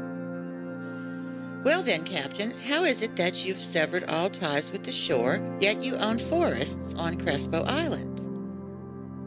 Professor, the captain answered me, these forests of mine don't bask in the heat and light of the sun. They aren't frequented by lions, tigers, panthers, or other quadrupeds. They are known only to me. They grow only for me. These forests aren't on land. They're actual underwater forests. Underwater forests, I exclaimed. Yes, Professor. And you're offering to take me to them? Precisely. On foot? Without getting your feet wet. While hunting? While hunting. Rifles in hand? Rifles in hand. I stared at the Nautilus's commander with an air anything but flattering to the man. Assuredly, I said to myself, he's contracted some mental illness. He's had a fit that's lasted 8 days and isn't over even yet. What a shame. I liked him better eccentric than insane. These thoughts were clearly readable on my face, but Captain Nemo remained content with inviting me to follow him, and I did so like a man resigned to the worst. We arrived at the dining room where we found breakfast served. Professor Aronnax, the captain told me, I beg you to share my breakfast without formality. We can chat while we eat, because although I promised you a stroll in my forests, I made no pledge to arrange for your encountering a restaurant there. Accordingly, eat your breakfast like a man who'll probably eat dinner only when it's extremely late. I did justice to this meal. It was made up of various fish and some slices of sea cucumber, that praiseworthy zoophyte, all garnished with such highly appetizing seaweed as the Porphyra laciniata and the Laurencia prima fatida. Our beverage consisted of clear water to which, following the captain's example, I added some drops of a fermented liqueur extracted by the Kamchatka process from the seaweed known by the name Rhodymenia palmata. At first, Captain Nemo ate without pronouncing a single word. Then he told me, Professor, when I proposed that you go hunting in my Crespo forests, you thought I was contradicting myself. When I informed you that it was an issue of underwater forests, you thought I'd gone insane. Professor, you must never make snap judgments about your fellow man. But, Captain, believe me. Kindly listen to me, and you'll see if you have grounds for accusing me of insanity or self-contradiction. I'm all attention. Professor, you know as well as I do that a man can live underwater so long as he carries with him his own supply of breathable air. For underwater work projects, the workman wears a waterproof suit with his head imprisoned in a metal capsule, while he receives air from above by means of force pumps and flow regulators. That's the standard equipment for a diving suit, I said. Correct, but under such conditions the man has no freedom. He's attached to a pump that sends him air through an India rubber hose. It's an actual chain that fetters him to the shore, and if we were to be bound in this way to the Nautilus, we couldn't go far either. Then how do you break free? I asked. We use the Rouquayrol-Denneroux device, invented by 2 of your fellow countrymen, but refined by me for my own special uses, thereby enabling you to risk these new physiological conditions without suffering any organic disorders. It consists of a tank built from heavy sheet iron, in which I store air under pressure of 50 atmospheres. This tank is fastened to the back by means of straps, like a soldier's knapsack. Its top part forms a box, where the air is regulated by a bellows mechanism and can be released only at its proper tension. In the Rouquayrol device that has been in general use, 2 India rubber hoses leave this box and feed to a kind of tent that imprisons the operator's nose and mouth.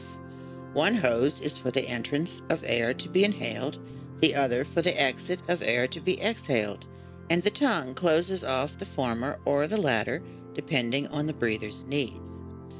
But in my case, since I faced considerable pressures at the bottom of the sea, I needed to enclose my head in a copper sphere, like those found on standard diving suits, and the two hoses for inhalation and exhalation now feed to that sphere. That's perfect, Captain Nemo, but the air you carry must be quickly depleted, and once it contains no more than 15% oxygen, it becomes unfit for breathing. Surely, but as I told you, Professor Aronnax, the Nautilus's pumps enable me to store air under considerable pressure, and given this circumstance, the tank on my diving equipment can supply breathable air for 9 or 10 hours. I've no more objections to raise, I replied. I'll only ask you, Captain, how can you light your way at the bottom of the ocean? With the Ruhmkorff device, Professor Aronnax. If the first is carried on the back, the second is fastened to the belt. It consists of a Bunsen battery that I activate not with potassium dichromate, but with sodium. An induction coil gathers the electricity generated and directs it to a specially designed lantern. In this lantern, one finds a glass spiral that contains only a residue of carbon dioxide gas. When the device is operating, this gas becomes luminous and gives off a continuous whitish light. Thus provided for, I breathe and I see. Captain Nemo, to my every objection you give such crushing answers. I'm afraid to entertain a single doubt. However, though I have no choice but to accept both the Rouquayrol and Ruhmkorff devices, I'd like to register some reservations about the rifle with which you'll equip me. But it isn't a rifle that uses gunpowder, the captain replied. Then it's an air gun? Surely. How can I make gunpowder on my ship when I have no saltpeter, sulfur, or charcoal? Even so, I replied, to fire underwater in a medium that's 855 times denser than air, you'd have to overcome considerable resistance. That doesn't necessarily follow. There are certain Fulton-style guns perfected by the Englishmen Philippe Coles and Burly, the Frenchman Fursy, and the Italian Landi. They are equipped with a special system of airtight fastenings and can fire in underwater conditions. But I repeat, having no gunpowder, I've replaced it with air at high pressure, which is abundantly supplied me by the Nautilus's pumps. But this air must be swiftly depleted. Well, in a pinch, can't my Rouquayrol tank supply me with more? All I have to do is draw it from an ad hoc spigot. Editor's note, Latin, a spigot just for that purpose. Besides, Professor Aronnax, you'll see for yourself that during these underwater hunting trips, we make no great expenditure of either air or bullets. But it seems to me that in this semi-darkness, amid this liquid that's so dense in comparison to the atmosphere, a gunshot couldn't carry far and would prove fatal only with difficulty. On the contrary, sir, with this rifle every shot is fatal, and as soon as the animal is hit, no matter how lightly, it falls as if struck by lightning. Why? Because this rifle doesn't shoot ordinary bullets, but little glass capsules invented by the Austrian chemist Leniebroek, and I have a considerable supply of them. These glass capsules are covered with a strip of steel and weighted with a lead base. They are genuine little Leyden jars charged with high-voltage electricity. They go off at the slightest impact, and the animal, no matter how strong, drops dead. I might add that these capsules are no bigger than number 4 shot, and the chamber of any ordinary rifle could hold 10 of them. I'll quit debating, I replied, getting up from the table, and all that's left is for me to shoulder my rifle. So where you go, I'll go. Captain Nemo led me to the Nautilus's stern, and passing by Ned and Conseil's cabin, I summoned my 2 companions, who instantly followed us. Then we arrived at a cell located within easy access of the engine room. In this cell we were to get dressed for our stroll. End of chapter 15.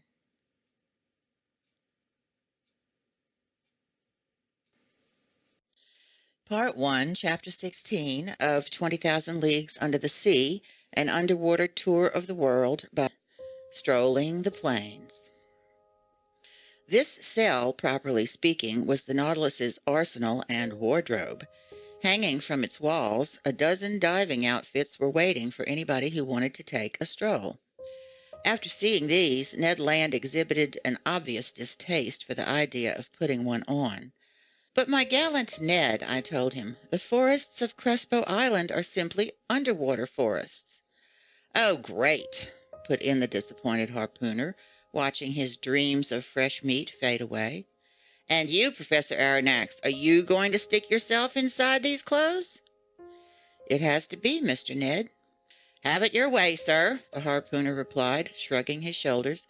"But speaking for myself, I'll never get into those things unless they force me." "No one will force you, Mr. Land," Captain Nemo said. "And is Conseil going to risk it?" Ned asked.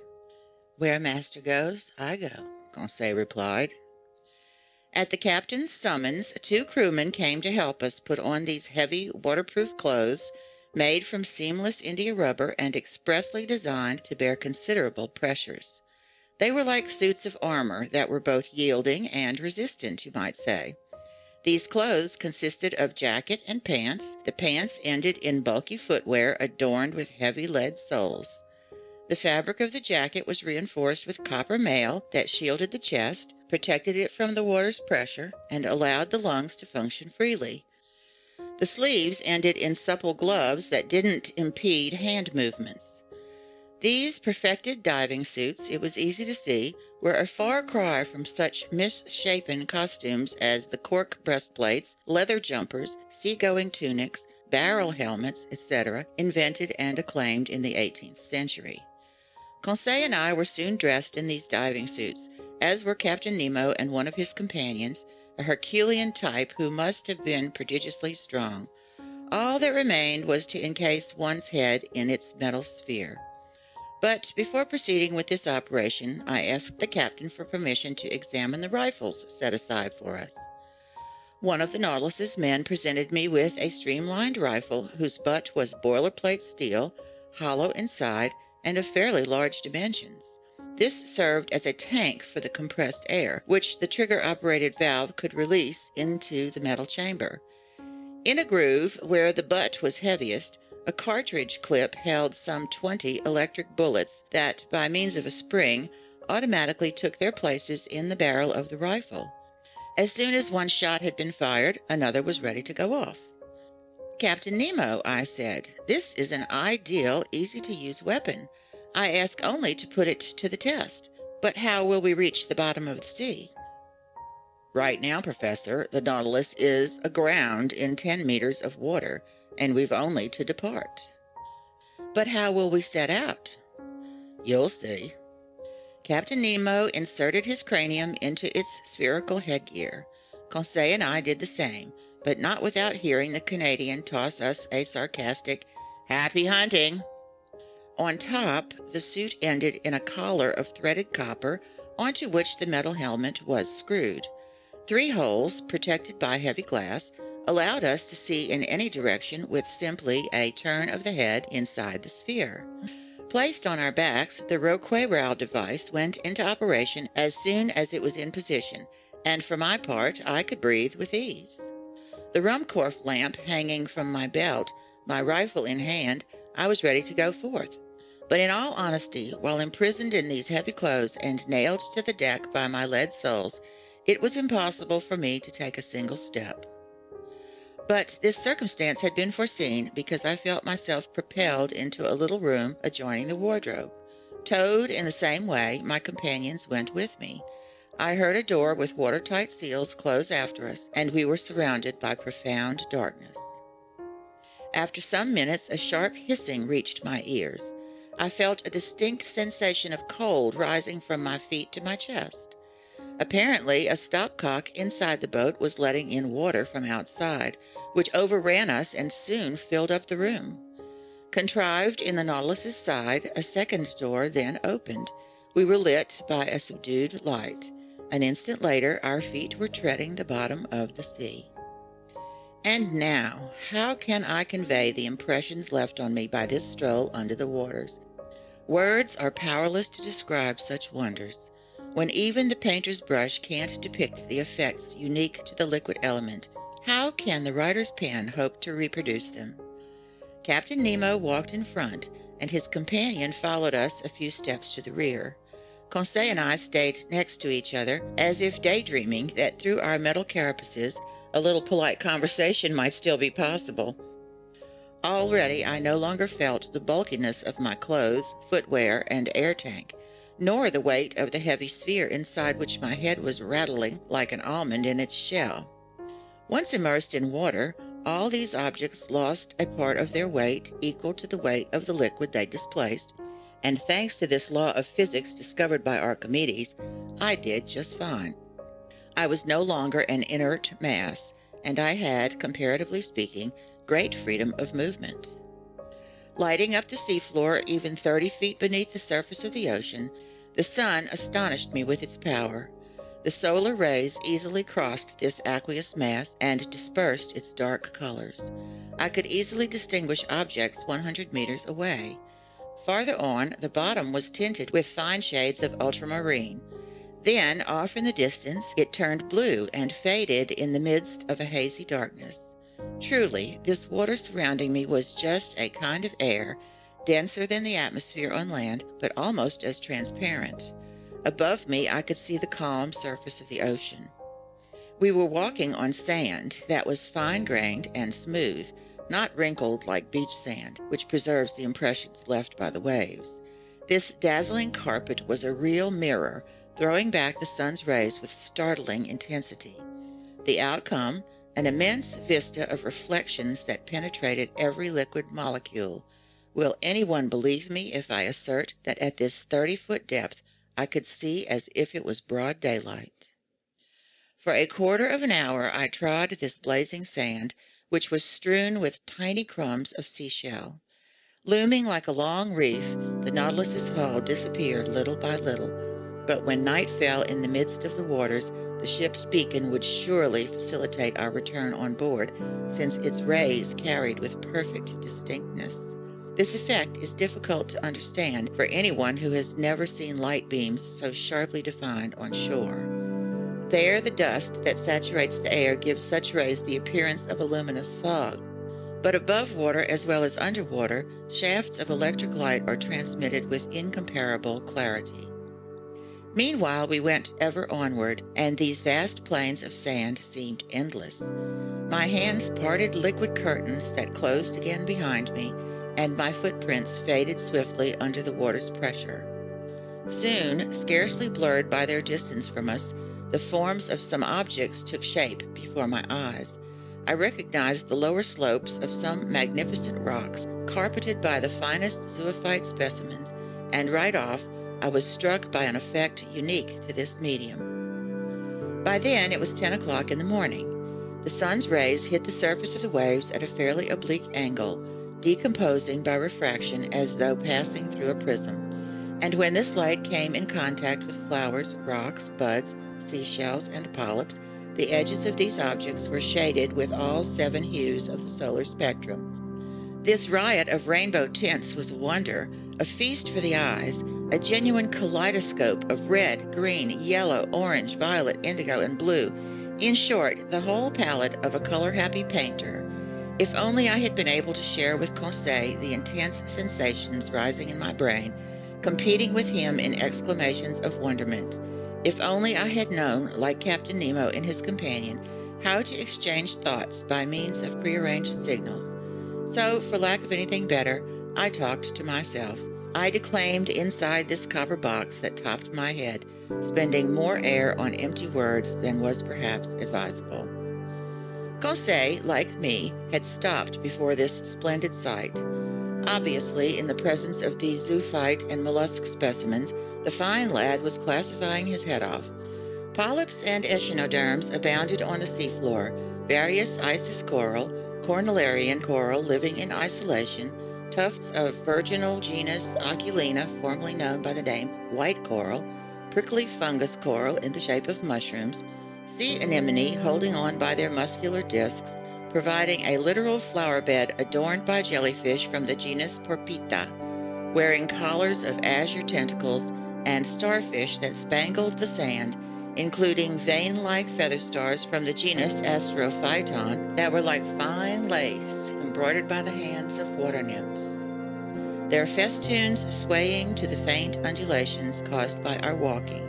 It filled me with real chagrin to crush underfoot the gleaming mollusk samples that littered the seafloor by the thousands.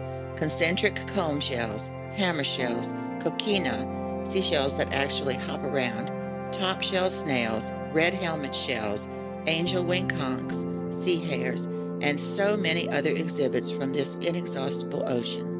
But we had to keep walking, and we went forward while overhead there scudded schools of Portuguese men-of-war that let their ultramarine tentacles drift in their wakes, medusas whose milky white or dainty pink parasols were festooned with azure tassels and shaded us from the sun's rays, plus jellyfish of the species Pelagia panopyra that in the dark would have strewn our path with phosphorescent glimmers. All these wonders I glimpsed in the space of a quarter of a mile, barely pausing, following Captain Nemo, whose gestures kept beckoning me onward.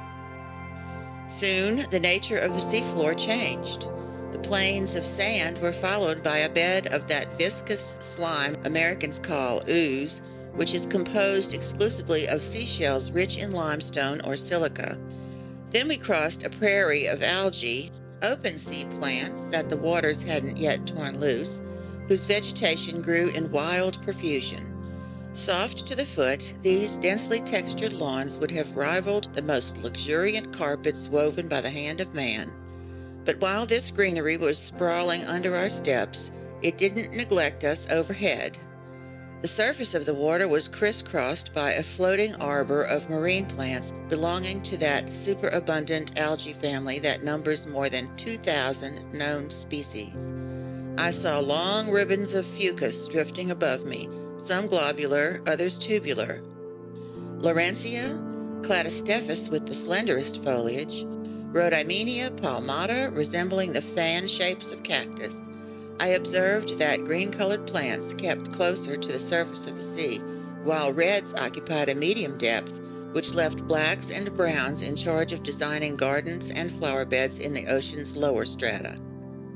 These algae are a genuine prodigy of creation, one of the wonders of world flora.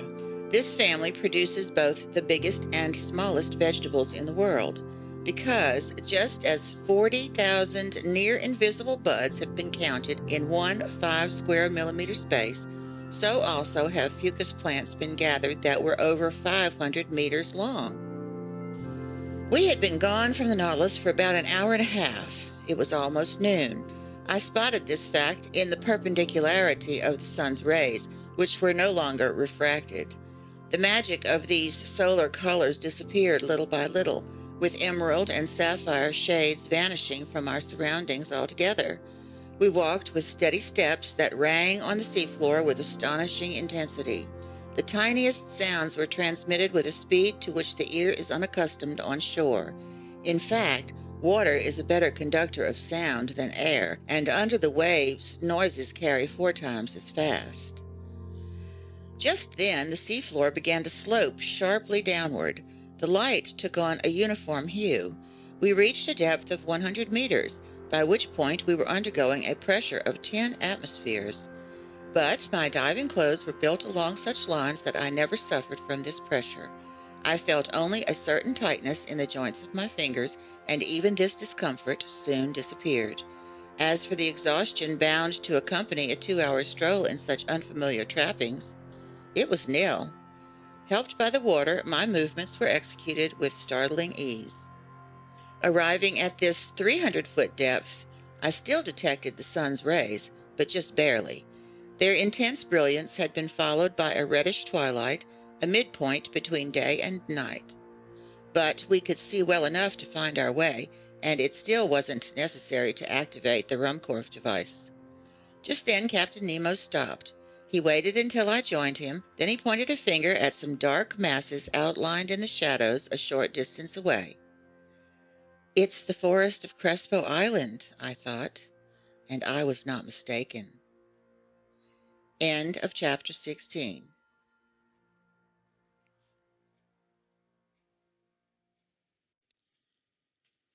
Part 1, Chapter 17 of 20,000 Leagues Under the Sea, an underwater tour of the world, an underwater forest.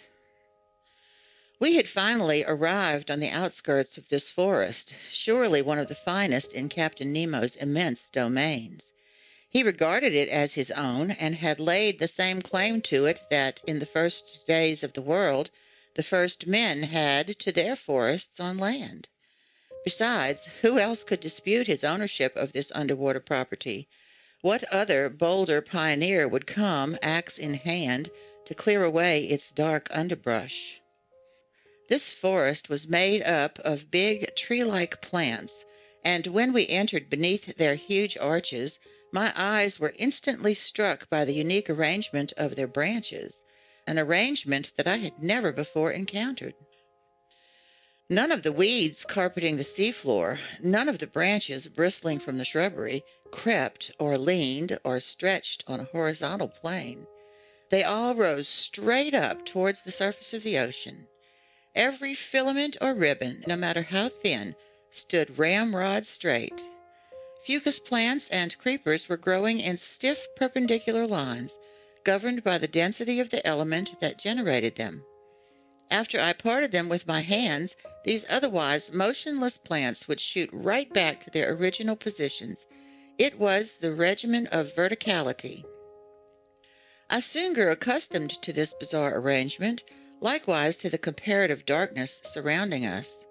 The seafloor in this forest was strewn with sharp chunks of stone that were hard to avoid. Here the range of underwater flora seemed pretty comprehensive to me, as well as more abundant than it might have been in the Arctic or tropical zones, where such exhibits are less common. But for the few minutes I kept accidentally confusing the two kingdoms, mistaking zoophytes for water plants, animals for vegetables. And who hasn't made the same blunder? Flora and fauna are so closely associated in the underwater world. I observed that all these exhibits from the vegetable kingdom were attached to the seafloor by only the most makeshift methods. They had no roots and didn't care which solid objects secured them: sand, shells, husks, or pebbles. They didn't ask their hosts for sustenance, just a point of purchase. These plants are entirely self-propagating, and the principle of their existence lies in the water that sustains and nourishes them. In place of leaves, most of them sprouted blades of unpredictable shape, which were confined to a narrow gamut of colors consisting only of pink, crimson, green, olive, tan, and brown. There I saw again, but not yet pressed and dried like the Nautilus's specimens, some peacock's tails spread open like fans to stir up a cooling breeze, scarlet rose tangle, sea tangles stretching out their young and edible shoots, twisting strings of kelp from the genus Nereocystis that bloomed to a height of 15 meters, bouquets of mermaids' cups whose stems grew wider at the top, and a number of other open sea plants, all without flowers. It's an odd anomaly in this bizarre element, as one witty naturalist puts it. The animal kingdom blossoms and the vegetable kingdom doesn't. These various types of shrubbery were as big as trees in the temperate zones.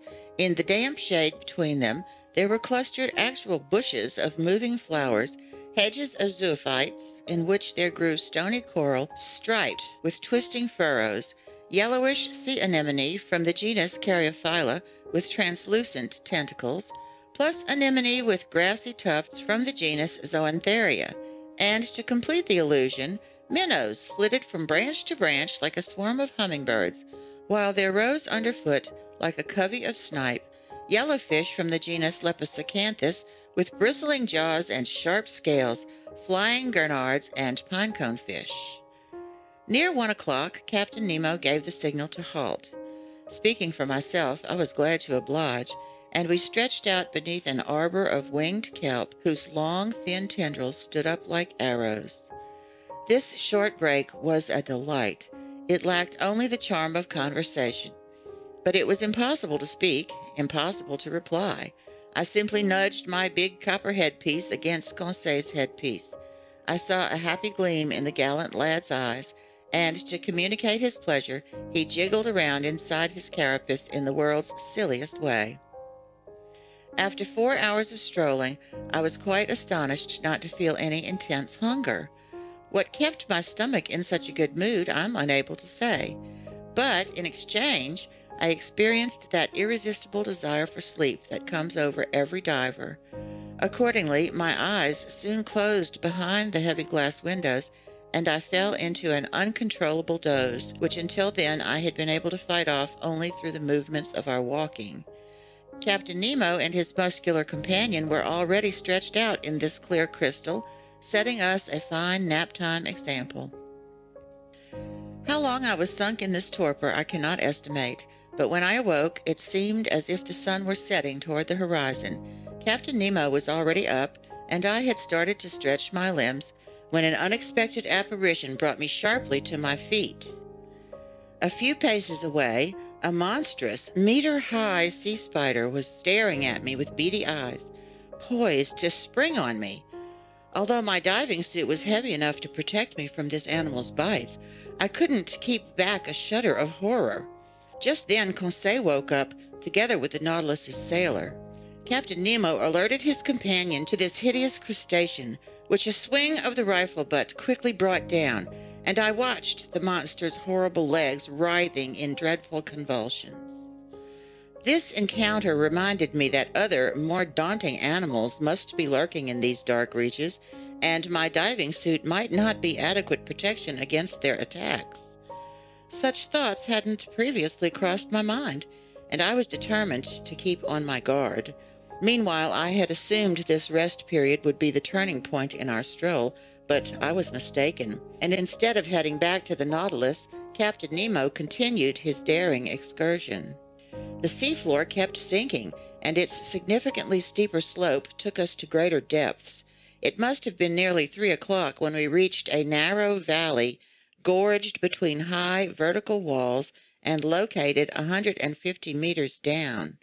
Thanks to the perfection of our equipment, we had thus gone 90 meters below the limit that nature had, until then, set on man's underwater excursions. I say 150 meters, although I had no instruments for estimating this distance, but I knew that the sun's rays, even in the clearest seas, could reach no deeper. So at precisely this point the darkness became profound. Not a single object was visible past 10 paces. Consequently, I had begun to grope my way when suddenly I saw the glow of an intense white light. Captain Nemo had just activated his electric device. His companion did likewise. Conseil and I followed suit. By turning a switch, I established contact between the induction coil and the glass spiral, and the sea, lit up by our 4 lanterns, was illuminated for a radius of 25 meters. Captain Nemo continued to plummet into the dark depths of this forest, whose shrubbery grew even more sparse. I observed that vegetable life was disappearing more quickly than animal life. The open sea plants had already left behind the increasingly arid seafloor, where a prodigious number of animals were still swarming: zoophytes, articulates, mollusks, and fish. While we were walking, I thought the lights of our Ruhmkorff devices would automatically attract some inhabitants of these dark strata. But if they did approach us, at least they kept at a distance regrettable from the hunter's standpoint. Several times I saw Captain Nemo stop and take aim with his rifle. Then, after sighting down its barrel for a few seconds, he would straighten up and resume his walk. Finally, at around 4 o'clock, this marvelous excursion came to an end. A wall of superb rocks stood before us, imposing in its sheer mass, a pile of gigantic stone blocks, an enormous granite cliffside pitted with dark caves, but not offering a single gradient we could climb up. This was the underpinning of Crespo Island. This was land. The captain stopped suddenly. A gesture from him brought us to a halt, and however much I wanted to clear this wall, I had to stop. Here ended the domains of Captain Nemo. He had no desire to pass beyond them. Farther on lay a part of the globe he would no longer tread underfoot. Our return journey began. Captain Nemo resumed the lead in our little band, always heading forward without hesitation. I noted that we didn't follow the same path in returning to the Nautilus. This new route, very steep and hence very arduous, quickly took us close to the surface of the sea. But this return to the upper strata wasn't so sudden that decompression took place too quickly, which could have led to serious organic disorders and given us those internal injuries so fatal to divers. With great promptness, the light reappeared and grew stronger, and the refraction of the sun, already low on the horizon, again ringed the edges of various objects with the entire color spectrum. At a depth of 10 meters, we walked amid a swarm of small fish from every species, more numerous than birds in the air, more agile too, but no aquatic game worthy of a gunshot had yet been offered to our eyes. Just then I saw the captain's weapon spring to his shoulder and track a moving object through the bushes. A shot went off. I heard a faint hissing, and an animal dropped a few paces away, literally struck by lightning. It was a magnificent sea otter from the genus Enhydra, the only exclusively marine quadruped. 1.5 meters long, this otter had to be worth a good high price. Its coat, chestnut brown above and silver below, would have made one of those wonderful fur pieces so much in demand in the Russian and Chinese markets. The fineness and luster of its pelt guaranteed that it would go for at least 2,000 francs. I was full of wonderment at this unusual mammal, with its circular head adorned by short ears, its round eyes, its white whiskers like those on a cat, its webbed and clawed feet, its bushy tail. Hunted and trapped by fishermen, this valuable carnivore has become extremely rare, and it takes refuge chiefly in the northernmost parts of the Pacific, where in all likelihood its species will soon be facing extinction. Captain Nemo's companion picked up the animal, loaded it on his shoulder, and we took to the trail again. For an hour, plains of sand unrolled before our steps. Often the seafloor rose to within 2 meters of the surface of the water. I could then see our images clearly mirrored on the underside of the waves, but reflected upside down. Above us there appeared an identical band that duplicated our every movement and gesture. In short, a perfect likeness of the quartet near which it walked, but with heads down and feet in the air. Another unusual effect. Heavy clouds passed above us, forming and fading swiftly.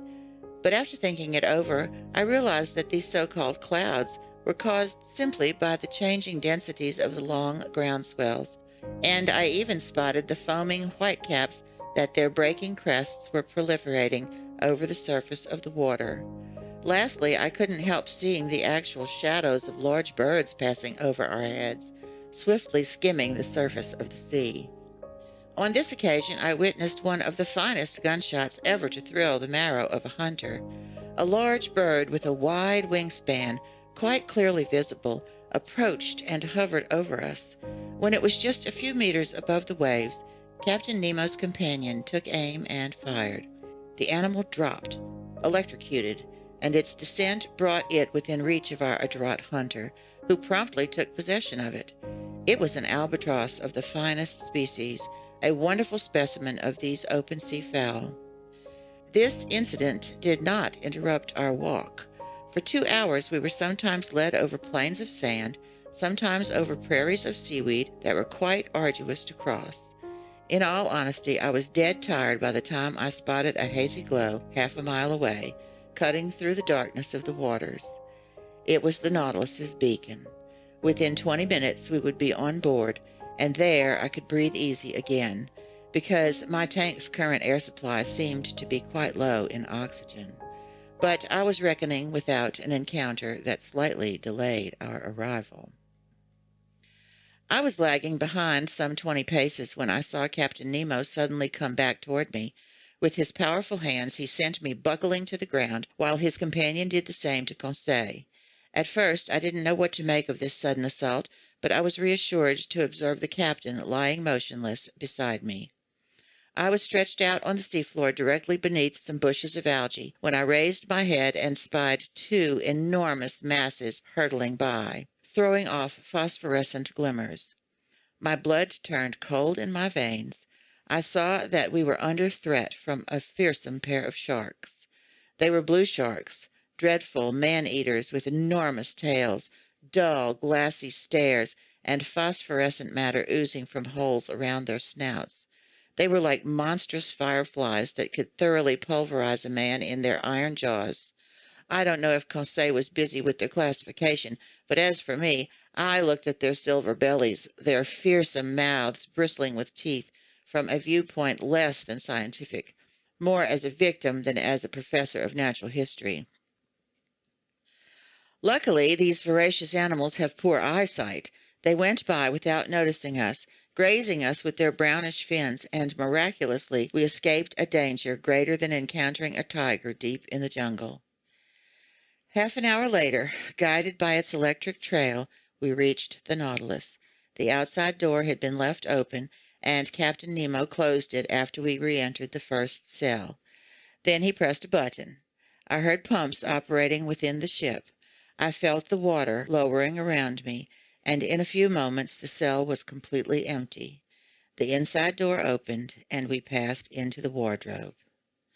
There our diving suits were removed, not without difficulty, and utterly exhausted, faint from lack of food and rest, I repaired to my stateroom, full of wonder at this startling excursion on the bottom of the sea. End of chapter 17.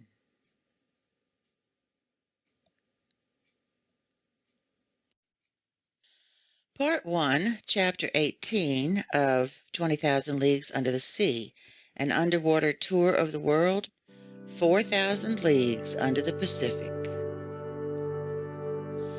By the next morning, November the 18th, I was fully recovered from my exhaustion of the day before, and I climbed onto the platform just as the Nautilus's chief officer was pronouncing his daily phrase. It then occurred to me that these words either referred to the state of the sea or that they meant, quote, "There's nothing in sight," end quote. And in truth, the ocean was deserted, not a sail on the horizon. The tips of Crespo Island had disappeared during the night. The sea, absorbing every color of the prism except its blue rays, reflected the latter in every direction and sported a wonderful indigo tint. The undulating waves regularly took on the appearance of watered silk with wide stripes. I was marveling at this magnificent ocean view when Captain Nemo appeared. He didn't seem to notice my presence and began a series of astronomical observations. Then, his operations finished, he went and leaned his elbows on the beacon housing, his eyes straying over the surface of the ocean. Meanwhile, some 20 of the Nautilus's sailors, all energetic, well-built fellows, climbed onto the platform. They had come to pull up the nets left in our wake during the night. These seamen obviously belonged to different nationalities, although indications of European physical traits could be seen in them all. And if I'm not mistaken, I recognized some Irishmen, some Frenchmen, a few Slavs, and a native of either Greece or Crete. Even so, these men were frugal of speech and used among themselves only that bizarre dialect whose origin I couldn't even guess, so I had to give up any notions of questioning them. The nets were hauled on board. They were a breed of trawl resembling those used off the Normandy coast, huge pouches held half open by a floating pole and a chain laced through the lower meshes.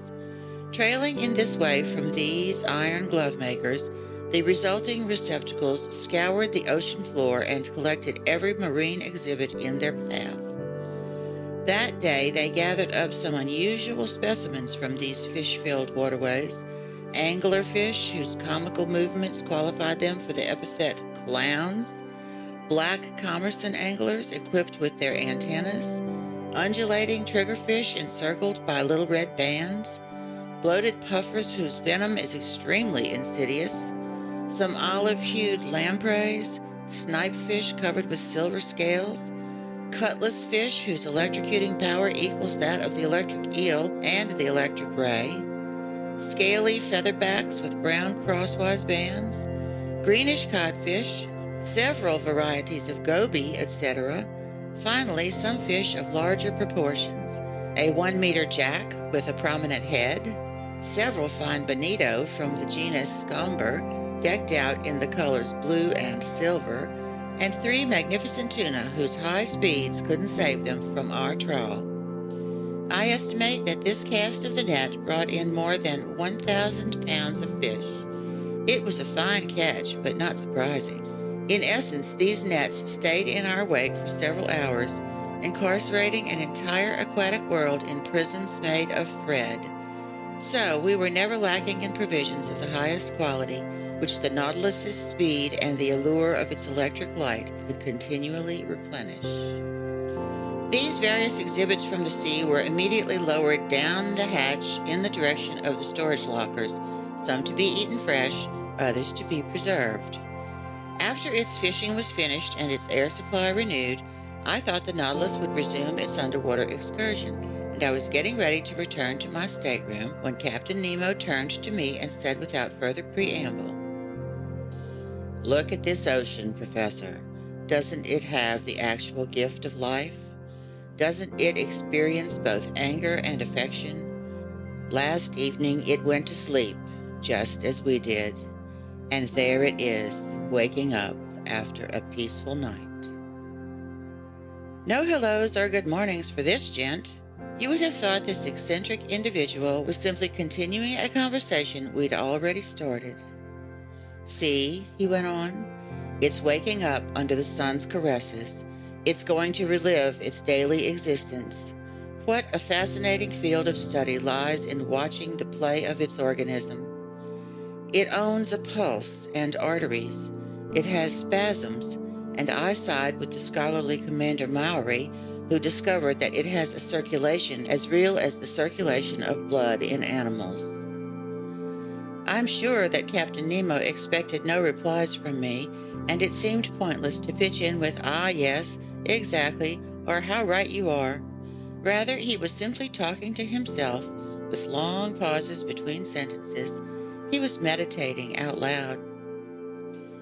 "Yes," he said, "the ocean owns genuine circulation, and to start it going, the Creator of all things has only to increase its heat, salt, and microscopic animal life. In essence, heat creates the different densities that leads to currents and countercurrents. Evaporation, which is nil in the high Arctic regions and very active in equatorial zones, brings about a constant interchange of tropical and polar waters. What's more, I've detected those falling and rising currents that make up the ocean's true breathing. I've seen a molecule of salt water heat up at the surface, sink into the depths, reach maximum density at -2 degrees centigrade, then cool off, grow lighter, and rise again. At the poles, you'll see the consequences of this phenomenon, and through this law of far-seeing nature, you'll understand why water can freeze only at the surface." As the captain was finishing his sentence, I said to myself, "The pole?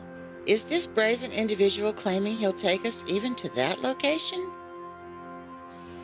Meanwhile, the captain fell silent and stared at the element he had studied so thoroughly and unceasingly.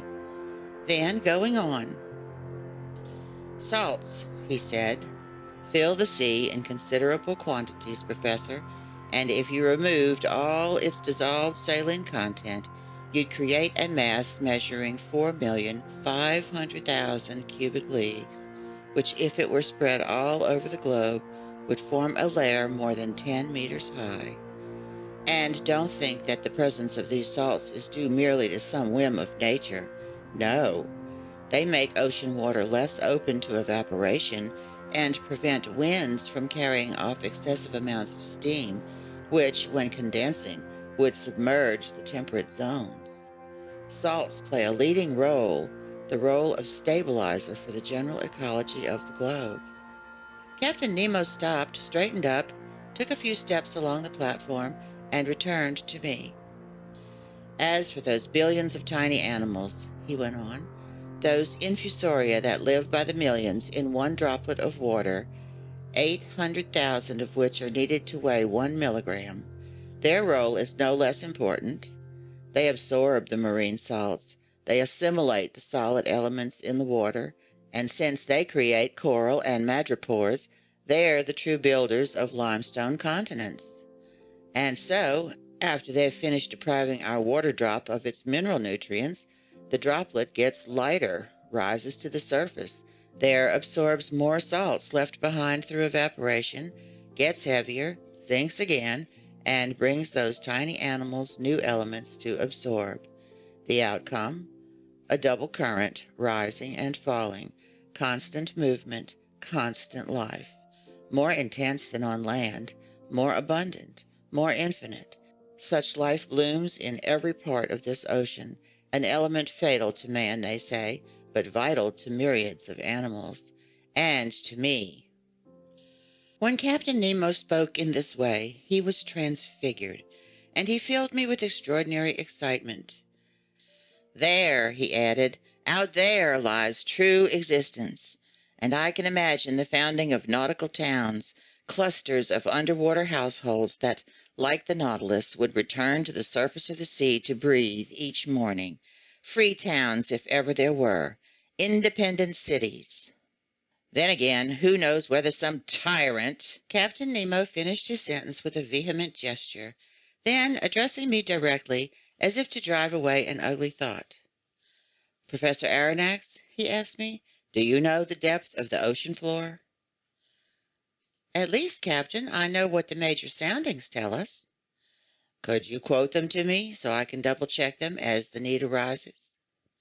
"Here," I replied, "are a few of them that stick in my memory.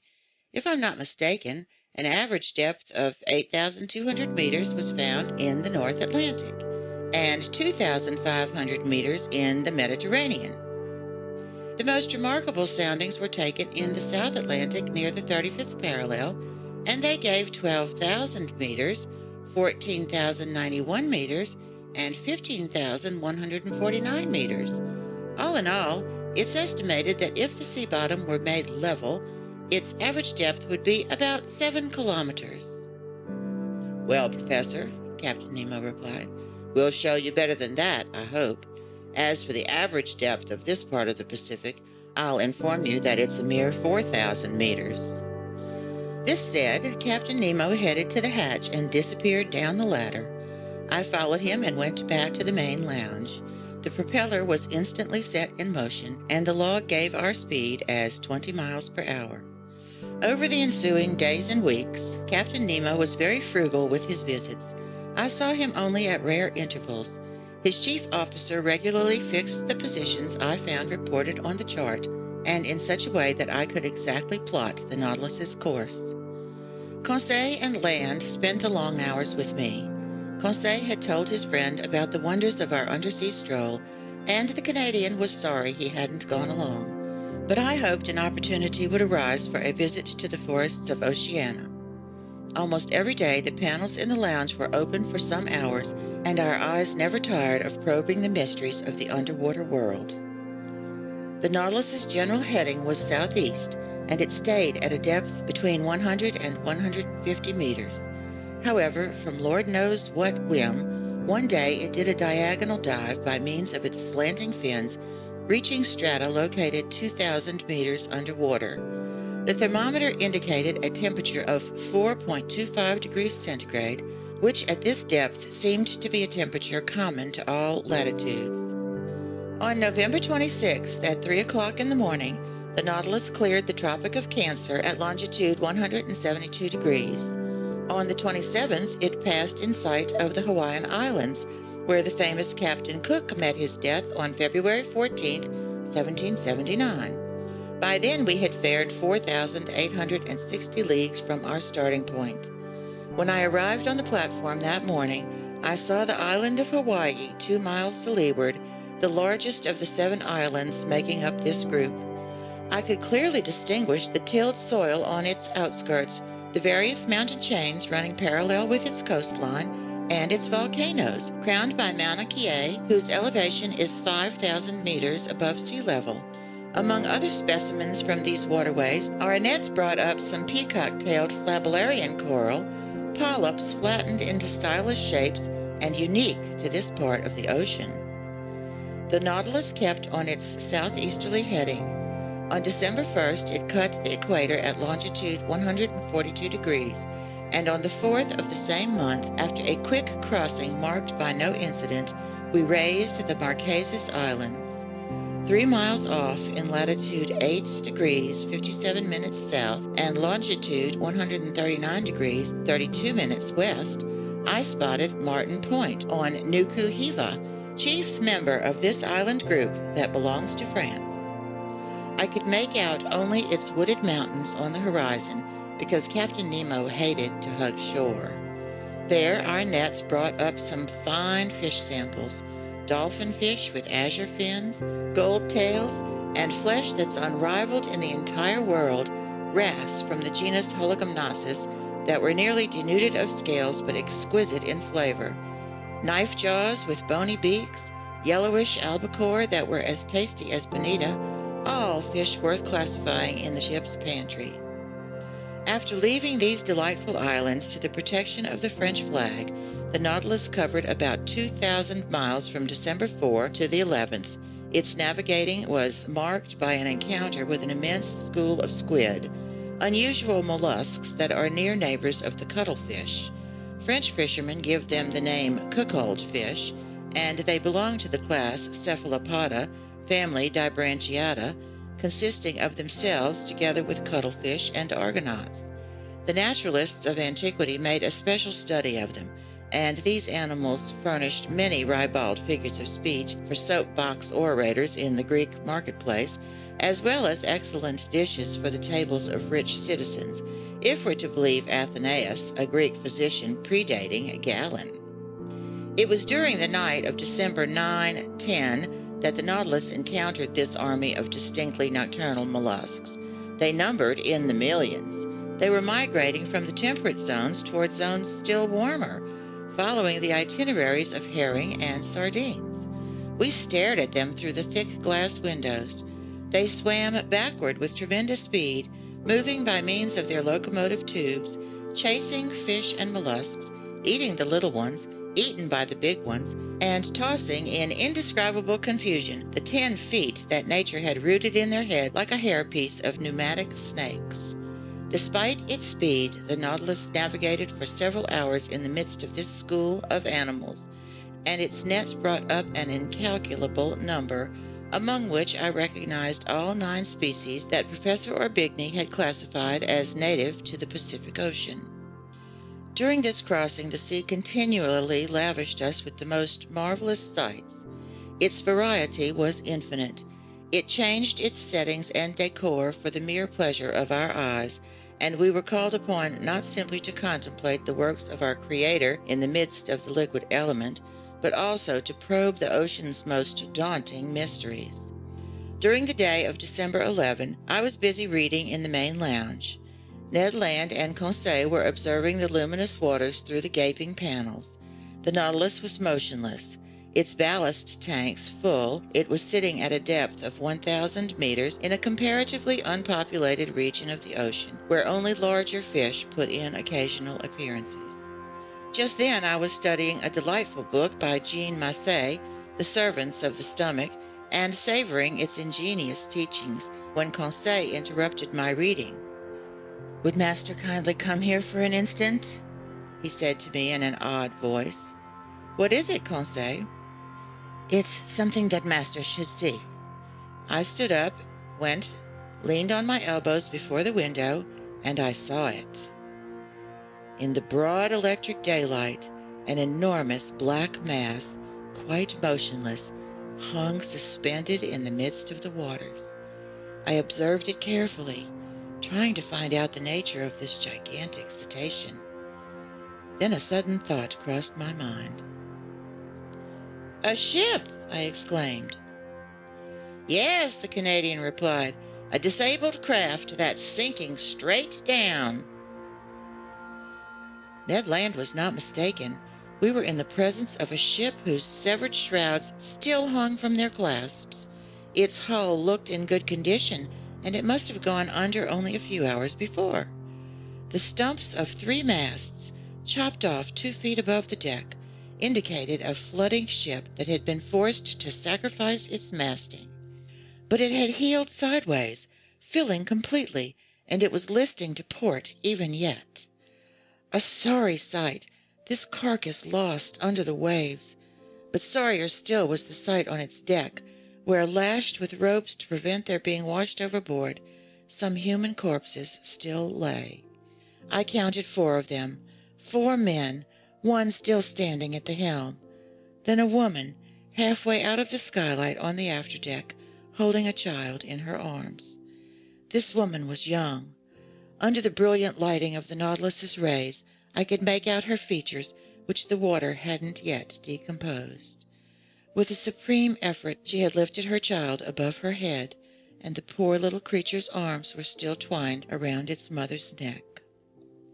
The postures of the 4 seamen seemed ghastly to me, twisted from convulsive movements, as if making a last effort to break loose from the ropes that bound them to their ship. And the helmsman, standing alone, calmer, his face smooth and serious, his grizzled hair plastered to his brow, his hands clutching the wheel, seemed even yet to be guiding his wrecked 3-master through the ocean depths. What a scene! We stood dumbstruck, hearts pounding, before this shipwreck caught in the act, as if it had been photographed in its final moments, so to speak. And already I could see enormous sharks moving in, eyes ablaze, drawn by the lure of human flesh. Meanwhile, turning, the Nautilus made a circle around the sinking ship, and for an instant I could read the board on its stern. The Florida, Sunderland, England. End of chapter 18.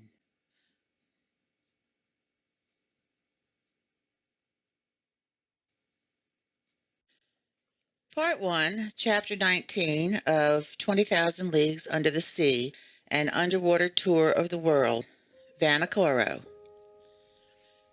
This dreadful sight was the first of a whole series of maritime catastrophes that the Nautilus would encounter on its run.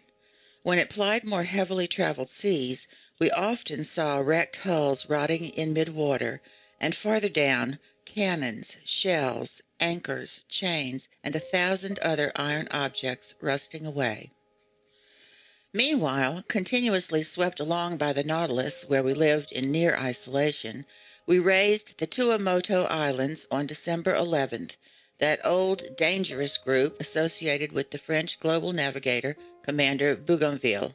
It stretches from Ducie Island to Lazareff Island over an area of 500 leagues from the east-southeast to west-northwest, between latitude 13 degrees 30 minutes and 23 degrees 50 minutes south, and between longitude 125 degrees 30 minutes and 151 degrees 30 minutes west.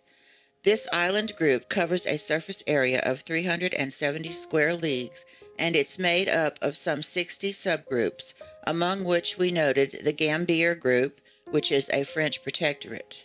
These islands are coral formations. Thanks to the work of polyps, a slow but steady upheaval will someday connect these islands to each other. Later on, this new island will be fused to its neighboring island groups, and a 5th continent will stretch from New Zealand and New Caledonia as far as the Marquesas Islands. The day I expounded this theory to Captain Nemo, he answered me coldly.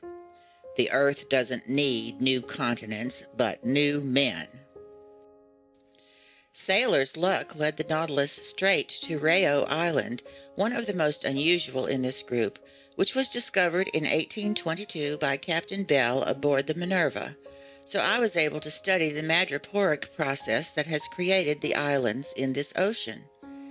Madrepores, which one must guard against confusing with precious coral, clothe their tissue in a limestone crust, and their variations in structure have led my famous mentor, Professor Milne Edwards, to classify them into 5 divisions. The tiny microscopic animals that secrete this polypary live by the billions in the depths of their cells. Their limestone deposits build up into rocks, reefs, islets, islands.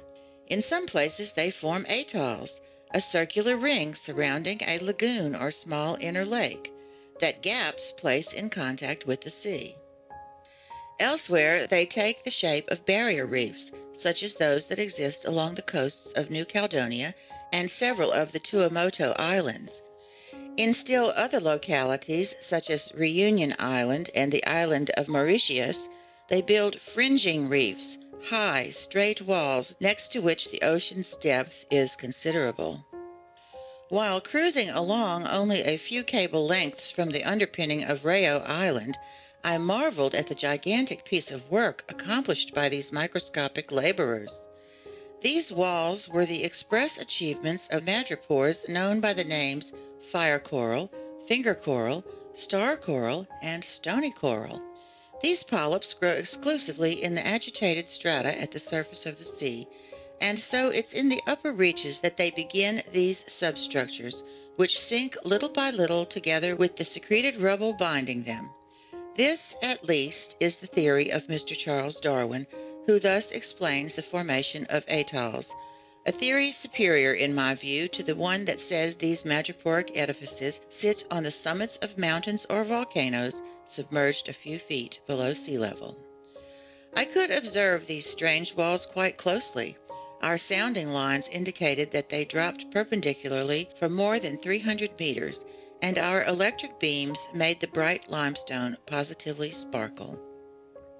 In reply to a question Conseil asked me about the growth rates of these colossal barriers, I thoroughly amazed him by saying that scientists put it at 1/8 of an inch per biennium.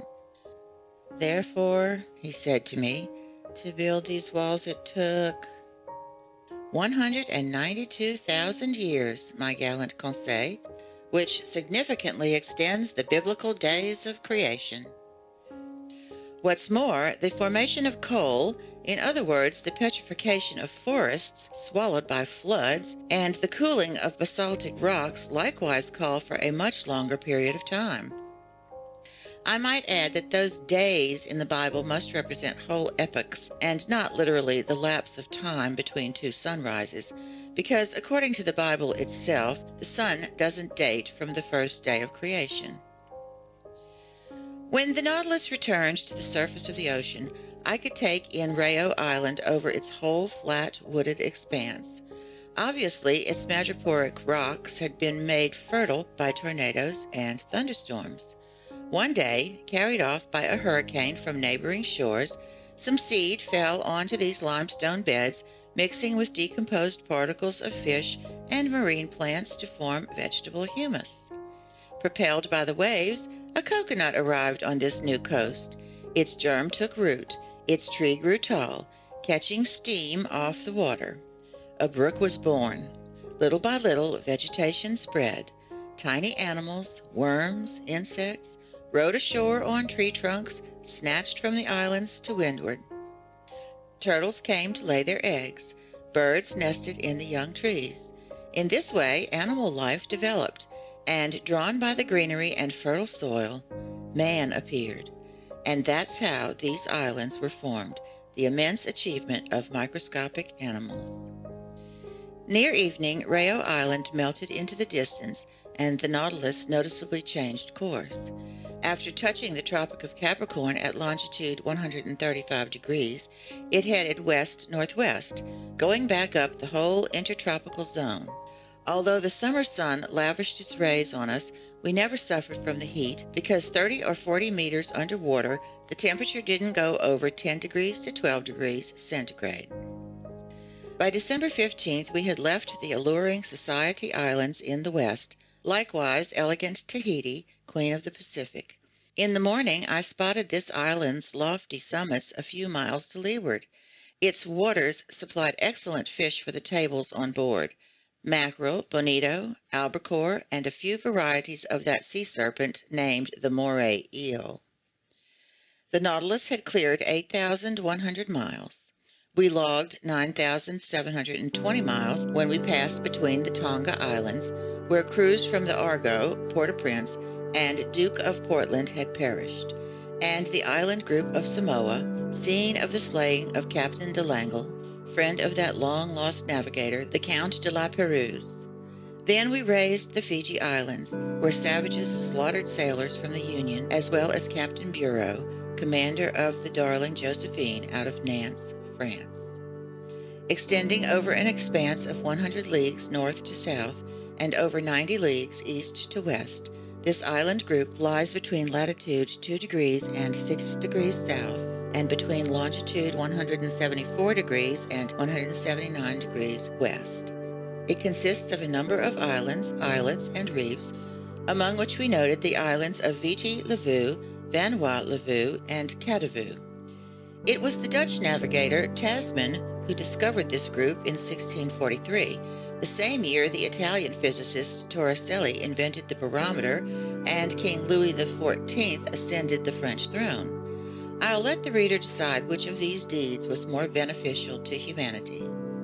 Coming later, Captain Cook in 1774, Rear Admiral d'Entrecasteaux in 1793, and finally Captain Dumont d'Urville in 1827, untangled the whole chaotic geography of this island group.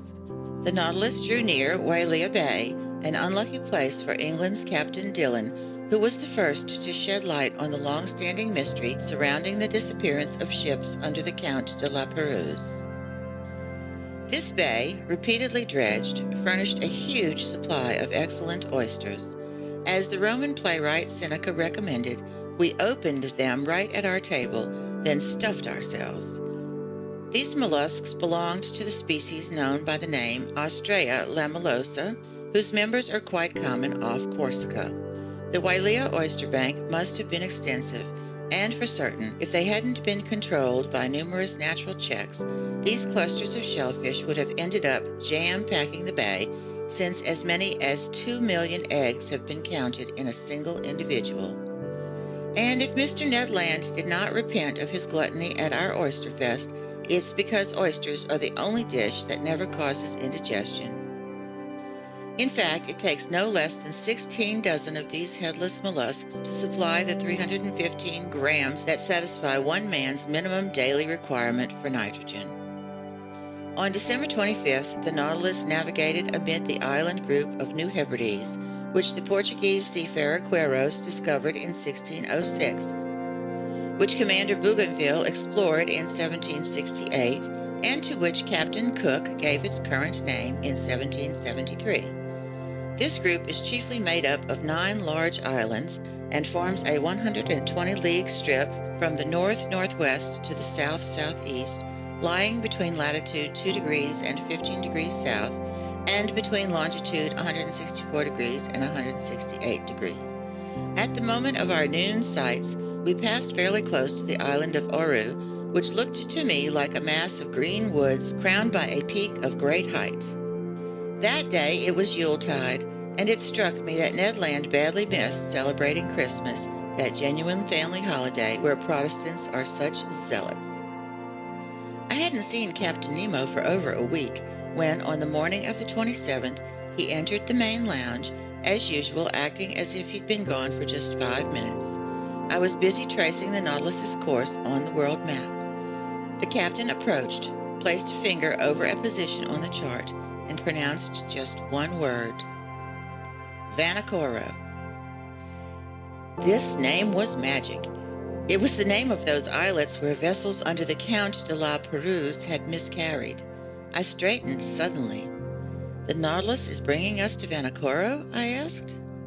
"Yes, Professor," the captain replied. "And I'll be able to visit those famous islands where the compass and the astrolabe came to grief?" "If you like, Professor."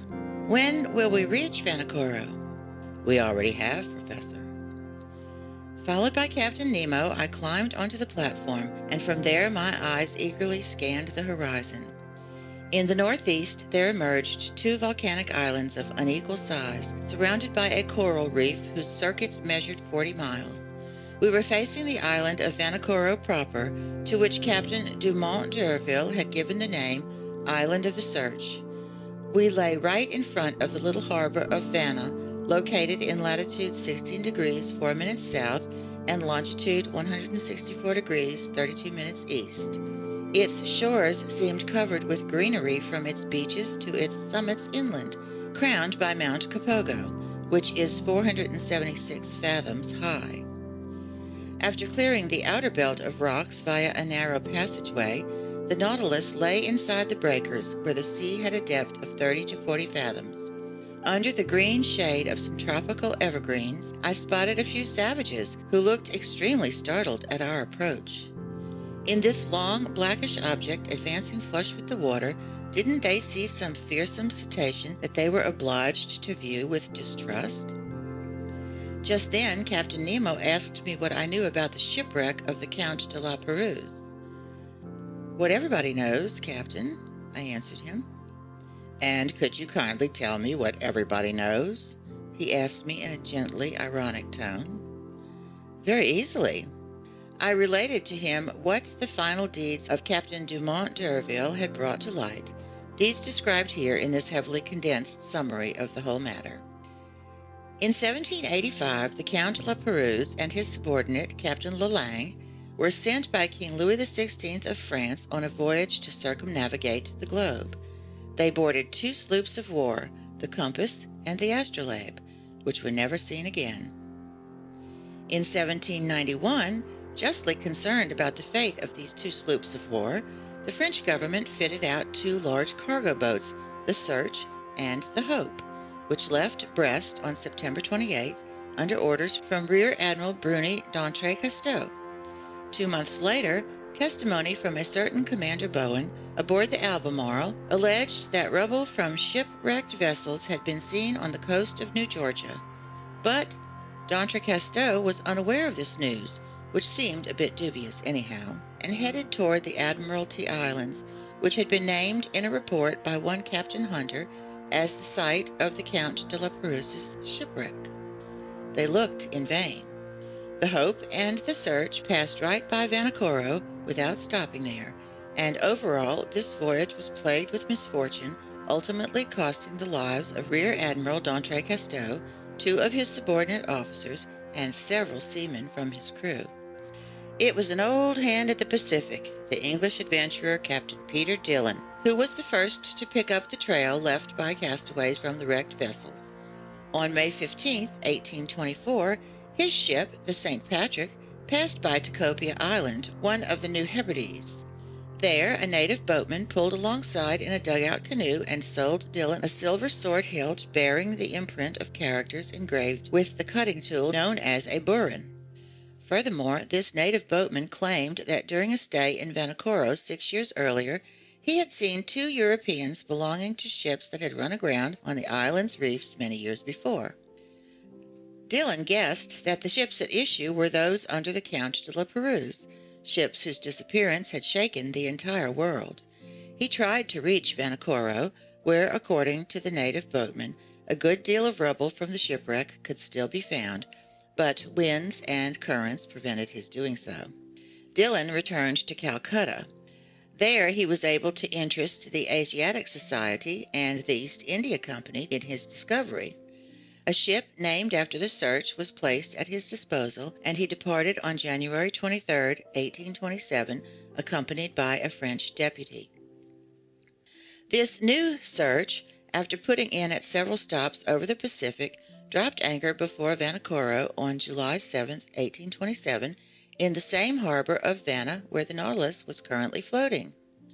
There Dillon collected many relics of the shipwreck: iron utensils, anchors, eyelets from pulleys, swivel guns, an 18-pound shell, the remains of some astronomical instruments, a piece of stern rail, and a bronze bell bearing the inscription "Made by Bazin," the foundry mark at Brest Arsenal around 1785. There could no longer be any doubt. Finishing his investigations, Dillon stayed at the site of the casualty until the month of October. Then he left Vanikoro, headed toward New Zealand, dropped anchor at Calcutta on April 7, 1828, and returned to France, where he received a very cordial welcome from King Charles X. But just then the renowned French explorer Captain Dumont d'Urville, unaware of Dillon's activities, had already set sail to search elsewhere for the site of the shipwreck. In essence, a whaling vessel had reported that some medals and a cross of St. Louis had been found in the hands of savages in the Louisade Islands and New Caledonia. So Captain Dumont d'Urville had put to sea in command of a vessel named after the astrolabe. And just 2 months after Dillon had left Vanikoro, Dumont d'Urville dropped anchor before Hobart. There he heard about Dillon's findings, and he further learned that a certain James Hobbs, chief officer on the Union out of Calcutta, had put to shore on an island located in latitude 8 degrees 18 minutes south and longitude 156 degrees 30 minutes east, and had noted the natives of those waterways making use of iron bars and red fabrics. Pretty perplexed, Dumont d'Urville didn't know if he should give credence to these reports, which had been carried in some of the less reliable newspapers. Nevertheless, he decided to start on Dillon's trail.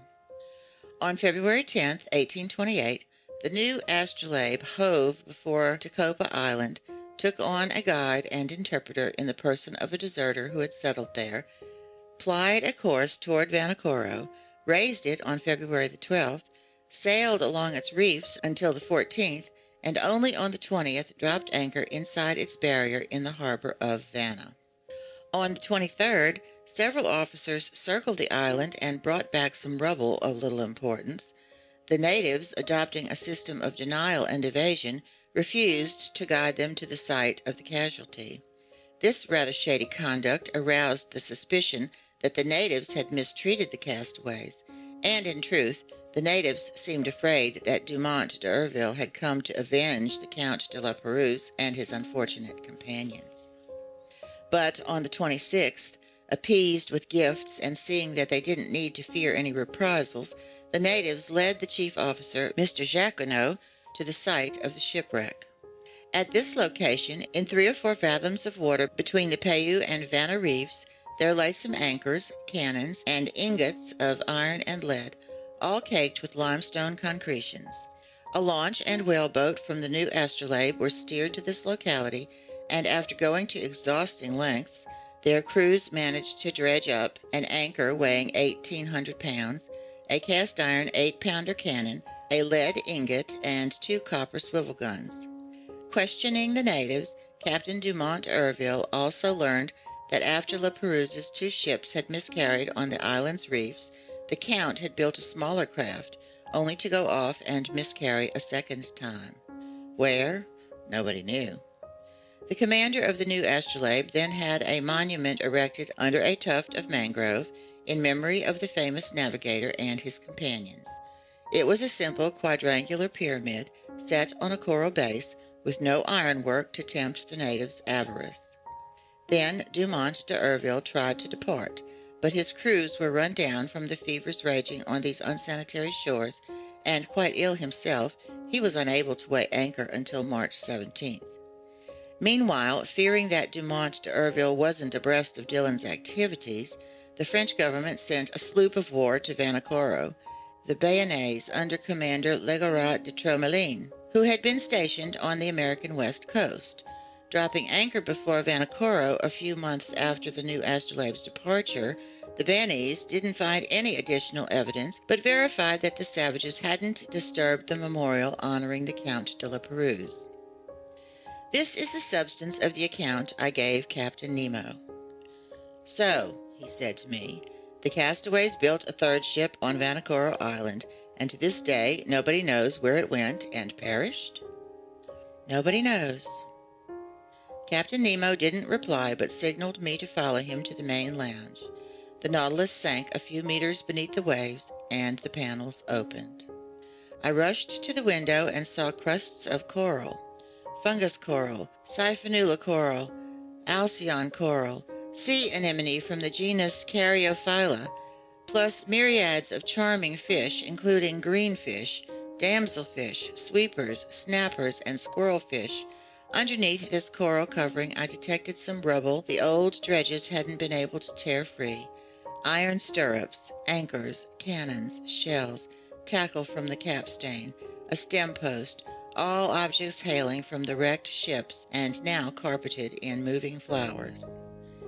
And as I stared at this desolate wreckage, Captain Nemo told me in a solemn voice, Commander La Perouse set out on December 7th, 1785, with his ships, the Compass and the Astrolabe.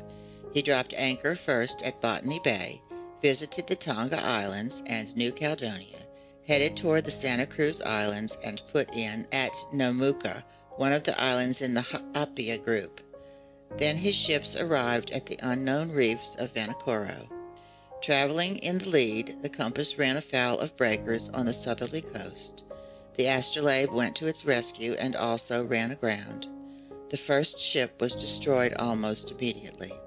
The second, stranded to leeward, held up for some days. The natives gave the castaways a fair enough welcome. The latter took up residence on the island and built a smaller craft with rubble from the two large ones. A few seamen stayed voluntarily in Vanikoro. The others, weak and ailing, set sail with the Count de La Perouse. They headed to the Solomon Islands, and they perished with all hands on the westerly coast of the chief island in that group, between Cape Deception and Cape Satisfaction. "And how do you know all this?" I exclaimed. "Here's what I found at the very site of that final shipwreck." Captain Nemo showed me a tin box, stamped with the coat of arms of France and all corroded by salt water. He opened it, and I saw a bundle of papers, yellowed but still legible. They were the actual military orders given by France's Minister of the Navy to Commander La Perouse, with notes along the margin in the handwriting of King Louis XVI. "Ah, what a splendid death for a seaman," Captain Nemo then said.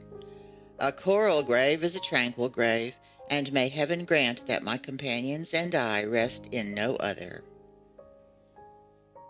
End of chapter 19.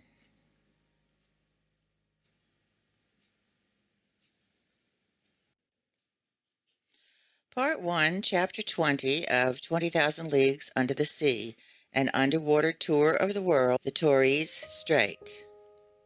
During the night of December 27-28, the Nautilus left the waterways of Vanikoro behind with extraordinary speed. Its heading was southwesterly, and in 3 days it had cleared the 750 leagues that separated La Perouse's Islands from the southeastern tip of Papua. On January 1st, 1868, bright and early, Conseil joined me on the platform. "Will master," the gallant lad said to me, "allow me to wish him a happy New Year?" "Good heavens, Conseil! It's just like old times in my office at the Botanical Gardens in Paris. I accept your kind wishes, and I thank you for them. Only, I'd like to know what you mean by a happy year under the circumstances in which we're placed. Is it a year that will bring our imprisonment to an end, or a year that will see this strange voyage continue?" "Ye gods!" Conseil replied. "I hardly know what to tell, master. We're certainly seeing some unusual things, and for 2 months we've had no time for boredom. The latest wonder is always the most astonishing, and if this progression keeps up, I can't imagine what its climax will be. In my opinion, we'll never again have such an opportunity." "Never, Conseil." "Besides, Mr. Nemo really lives up to his Latin name, since he couldn't be less in the way if he didn't exist." "True enough, Conseil." "Therefore, with all due respect to master, I think a happy year would be a year that lets us see everything." "Everything, Conseil? No year could be that long. But what does Ned Land think about all this?" "Ned Land's thoughts are exactly the opposite of mine," Conseil replied. "He has a practical mind and a demanding stomach. He's tired of staring at fish and eating them day in and day out. This shortage of wine, bread, and meat isn't suitable for an upstanding Anglo-Saxon, a man accustomed to beefsteak and unfazed by regular doses of brandy or gin. For my part, Conseil, that doesn't bother me in the least, and I've adjusted very nicely to the diet on board. So have I, Conseil replied. Accordingly, I think as much about staying as Mr. Land about making his escape. Thus, if this new year isn't a happy one for me, it will be for him, and vice versa. No matter what happens, one of us will be pleased. So, in conclusion, I wish Master to have whatever his heart desires. Thank you, Conseil. Only I must ask you to postpone the question of New Year's gifts and temporarily accept a hearty handshake in their place. That's all I have on me. Master has never been more generous, Conseil replied. And with that, the gallant lad went away. By January 2nd, we had fared 11,340 miles, hence 5,250 leagues, from our starting point in the seas of Japan. Before the Nautilus's spur, there stretched the dangerous waters of the Coral Sea, off the northeast coast of Australia. Our boat cruised along a few miles away from that daunting shoal, where Captain Cook's ships well-nigh miscarried on June 10, 1770. The craft that Cook was aboard charged into some coral rock, and if his vessel didn't go down, it was thanks to the circumstance that a piece of coral broke off in the collision and plugged the very hole it had made in the hull. I would have been deeply interested in visiting this long 360-league reef, against which the ever-surging sea broke with the fearsome intensity of thunderclaps. But just then the Nautilus's slanting fins took us to great depths, and I could see nothing of those high coral walls. I had to rest content with the various specimens of fish brought up by our nets. Among others, I noted some long-finned albacore, a species in the genus Scomber, as big as tuna, bluish on the flanks, and streaked with crosswise stripes that disappear when the animal dies. These fish followed us in schools and supplied our table with very dainty flesh. We also caught a large number of yellow-green gillhead, half a decimeter long and tasting like dorado, plus some flying gurnards, authentic underwater swallows that on dark nights alternately streak air and water with their phosphorescent glimmers. Among mollusks and zoophytes, I found in our trawls meshes various species of alcanarian coral, sea urchins, hammer shells, spurred star shells, wentletrap snails, horn shells, glass snails. The local flora was represented by fine floating algae, sea tangle, and kelp from the genus Macrocystis, saturated with the mucilage their pores perspire, from which I selected a wonderful Nemastoma gelaneroidea, classifying it with the natural curiosities in the museum. On January 4th, 2 days after crossing the Coral Sea, we raised the coast of Papua. On this occasion, Captain Nemo told me that he intended to reach the Indian Ocean via the Torres Strait. This was the extent of his remarks. Ned saw with pleasure that this course would bring us, once again, closer to European seas. The Torres Strait is regarded as no less dangerous for its bristling reefs than for the savage inhabitants of its coasts. It separates Queensland from the huge island of Papua, also called New Guinea.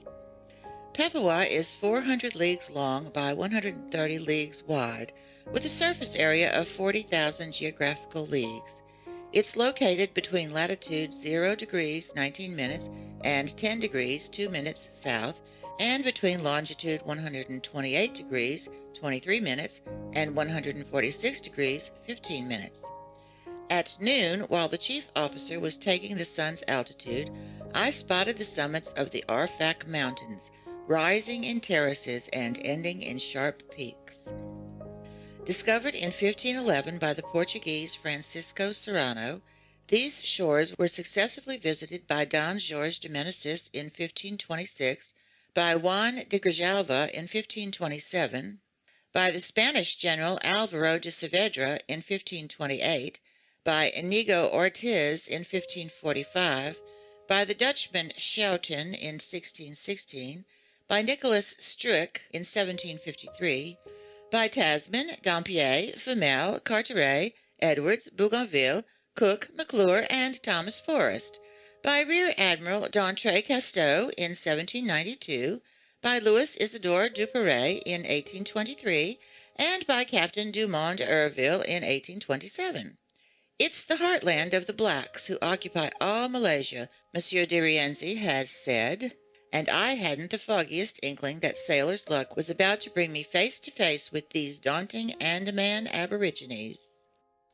So the Nautilus hove before the entrance to the world's most dangerous strait, a passageway that even the boldest navigators hesitated to clear, the strait that Louis Vaez de Torres faced on returning from the South Seas in Melanesia, a strait in which sloops of war under Captain Dumont d'Urville ran aground in 1840 and nearly miscarried with all hands. And even the Nautilus, rising superior to every danger in the sea, was about to become intimate with its coral reefs. The Torres Strait is about 34 leagues wide, but it's obstructed by an incalculable number of islands, islets, breakers, and rocks that make it nearly impossible to navigate. Consequently, Captain Nemo took every desired precaution in crossing it. Floating flush with the water, the Nautilus moved ahead at a moderate pace. Like a cetacean's tail, its propeller churned the waves slowly. Taking advantage of this situation, my two companions and I found seats on the ever-deserted platform. In front of us stood the pilot house, and unless I'm extremely mistaken, Captain Nemo must have been inside, steering the Nautilus himself. Under my eyes I had the excellent charts of the Torres Strait that had been surveyed and drawn up by the hydrographer engineer Vincendant Dumoulin and Sub-Lieutenant, now Admiral, Couvent de Bois, who were part of Dumont d'Urville's general staff during his final voyage to circumnavigate the globe. These, along with the efforts of Captain King, are the best charts for untangling the snarl of this narrow passageway, and I consulted them with scrupulous care. Around the Nautilus the sea was boiling furiously. A stream of waves, bearing from southeast to northwest at a speed of 2.5 miles per hour, broke over heads of coral emerging here and there. "That's one rough sea," Ned Land told me. "Abominable indeed," I replied, "and hardly suitable for a craft like the Nautilus." "That damned captain," the Canadian went on, "must really be sure of his course, because if these clumps of coral so much as brush us, they'll rip our hull into 1,000 pieces." The situation was indeed dangerous, but, as if by magic, the Nautilus seemed to glide right down the middle of these rampaging reefs. It didn't follow the exact course of the Zealous and the new Astrolabe, which had proved so ill-fated for Captain Dumont d'Urville. It went more to the north, hugged the Murray Islands, and returned to the southwest near Cumberland Passage. I thought it was about to charge wholeheartedly into this opening, but it went up to the northwest, through a large number of little-known islands and islets, and steered toward Tound Island and the Bad Channel. I was already wondering if Captain Nemo, rash to the point of sheer insanity, wanted his ship to tackle the narrows where Dumont d'Urville's 2 sloops of war had gone aground, when he changed direction a second time and cut straight to the west, heading toward Gueboroa Island. By then it was 3 o'clock in the afternoon. The current was slacking off. It was almost full tide. The Nautilus drew near this island, which I can see to this day with its remarkable fringe of screw ponds. We hugged it from less than 2 miles out. A sudden jolt threw me down. The Nautilus had just struck a reef, and it remained motionless, listing slightly to port. When I stood up, I saw Captain Nemo and his chief officer on the platform. They were examining the ship's circumstances, exchanging a few words in their incomprehensible dialect. Here is what those circumstances entailed. 2 miles to starboard lay Gueboroa Island. its coastline curving north to west like an immense arm. To the south and east, heads of coral were already on display, left uncovered by the ebbing waters. We had run aground at full tide and in one of those seas whose tides are moderate, an inconvenient state of affairs for floating the Nautilus off. However, the ship hadn't suffered in any way, so solidly joined was its hull, but although it could neither sink nor split open, it was in serious danger of being permanently attached to these reefs, and that would have been the finish of Captain Nemo's submersible. I was mulling this over when the captain approached, cool and calm, forever in control of himself, looking neither alarmed nor annoyed. "An accident?" I said to him. "No, an incident," he answered me. "But an incident," I replied, "that may oblige you to become a resident again of these shores you avoid." Captain Nemo gave me an odd look and gestured no, which told me pretty clearly that nothing would ever force him to set foot on a land mass again. Then he said, "No, Professor Aronnax, the Nautilus isn't consigned to perdition. It will still carry you through the midst of the ocean's wonders. Our voyage is just beginning, and I've no desire to deprive myself so soon of the pleasure of your company." "Even so, Captain Nemo," I went on, ignoring his ironic turn of phrase, "the Nautilus has run aground at a moment when the sea is full. Now then, the tides aren't strong in the Pacific, and if you can't unballast the Nautilus, which seems impossible to me, I don't see how it will float off." "You're right, Professor, the Pacific tides aren't strong," Captain Nemo replied. "But in the Torres Strait, one still finds 1.5 meters difference in level between high and low seas. Today is January 4th, and in 5 days the moon will be full. Now then, I'll be quite astonished if that good-natured satellite doesn't sufficiently raise these masses of water and do me a favor for which I'll be forever grateful." This said, Captain Nemo went below again to the Nautilus's interior, followed by his chief officer. As for our craft, it no longer stirred, staying as motionless as if these coral polyps had already walled it in with their indestructible cement. "Well, sir," Ned Land said to me, coming up after the captain's departure. "Well, Ned, my friend, we'll serenely wait for the tide on the 9th, because it seems the moon will have the good nature to float us away." "As simple as that?" "As simple as that." "So our captain isn't going to drop his anchors, put his engines on the chains, and do anything to haul us off?" "Since the tide will be sufficient," Conseil replied simply. The Canadian stared at Conseil, then he shrugged his shoulders.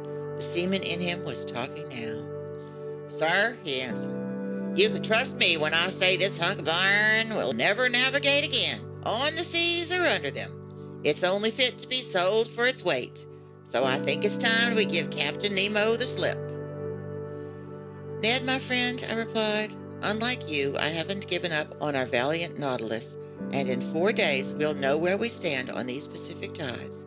Besides, an escape attempt might be timely if we were in sight of the coasts of England or Provence, but in the waterways of Papua it's another story, and we'll always have that as a last resort if the Nautilus doesn't right itself, which I'd regard as a real calamity." "But couldn't we at least get the lay of the land?" Ned went on. "Here's an island. On this island there are trees.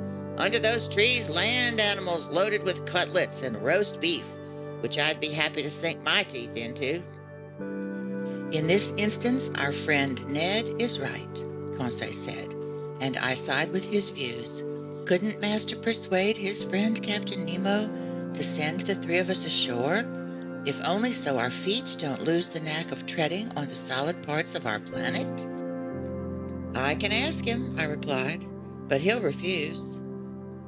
"Let Master take the risk," Conseil said, "and we'll know where we stand on the captain's affability."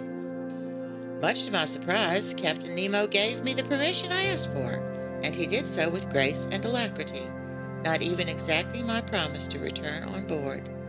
But fleeing across the New Guinea territories would be extremely dangerous, and I wouldn't have advised Ned Land to try it. Better to be prisoners aboard the Nautilus than to fall into the hands of Papuan natives. The skiff was put at our disposal for the next morning.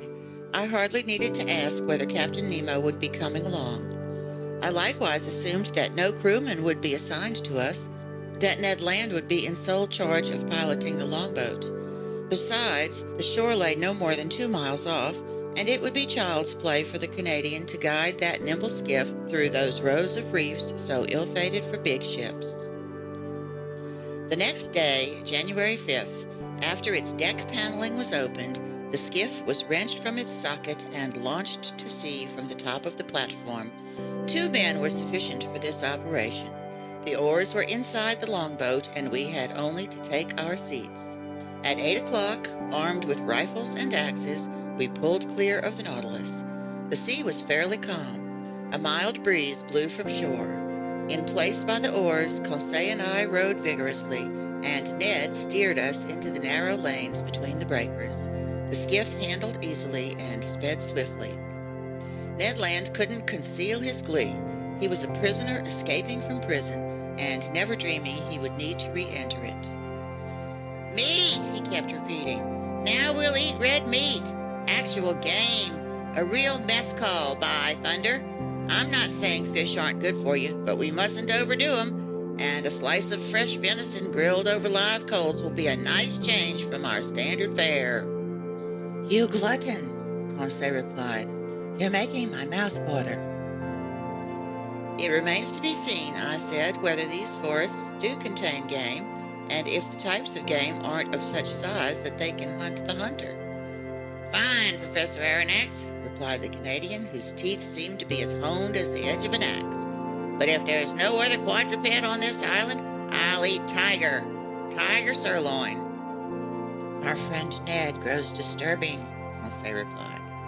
"Whatever it is," Ned Land went on, "any animal having 4 feet without feathers, or 2 feet with feathers, will be greeted by my very own one-gun salute." "Oh, good," I replied. "The reckless Mr. Land is at it again." "Don't worry, Professor Aronnax. Just keep rowing," the Canadian replied. "I only need 25 minutes to serve you one of my own special creations." By 8:30, the Nautilus's skiff had just run gently aground on a sandy strand after successfully clearing the ring of coral that surrounds Gueboroa Island. End of chapter 20.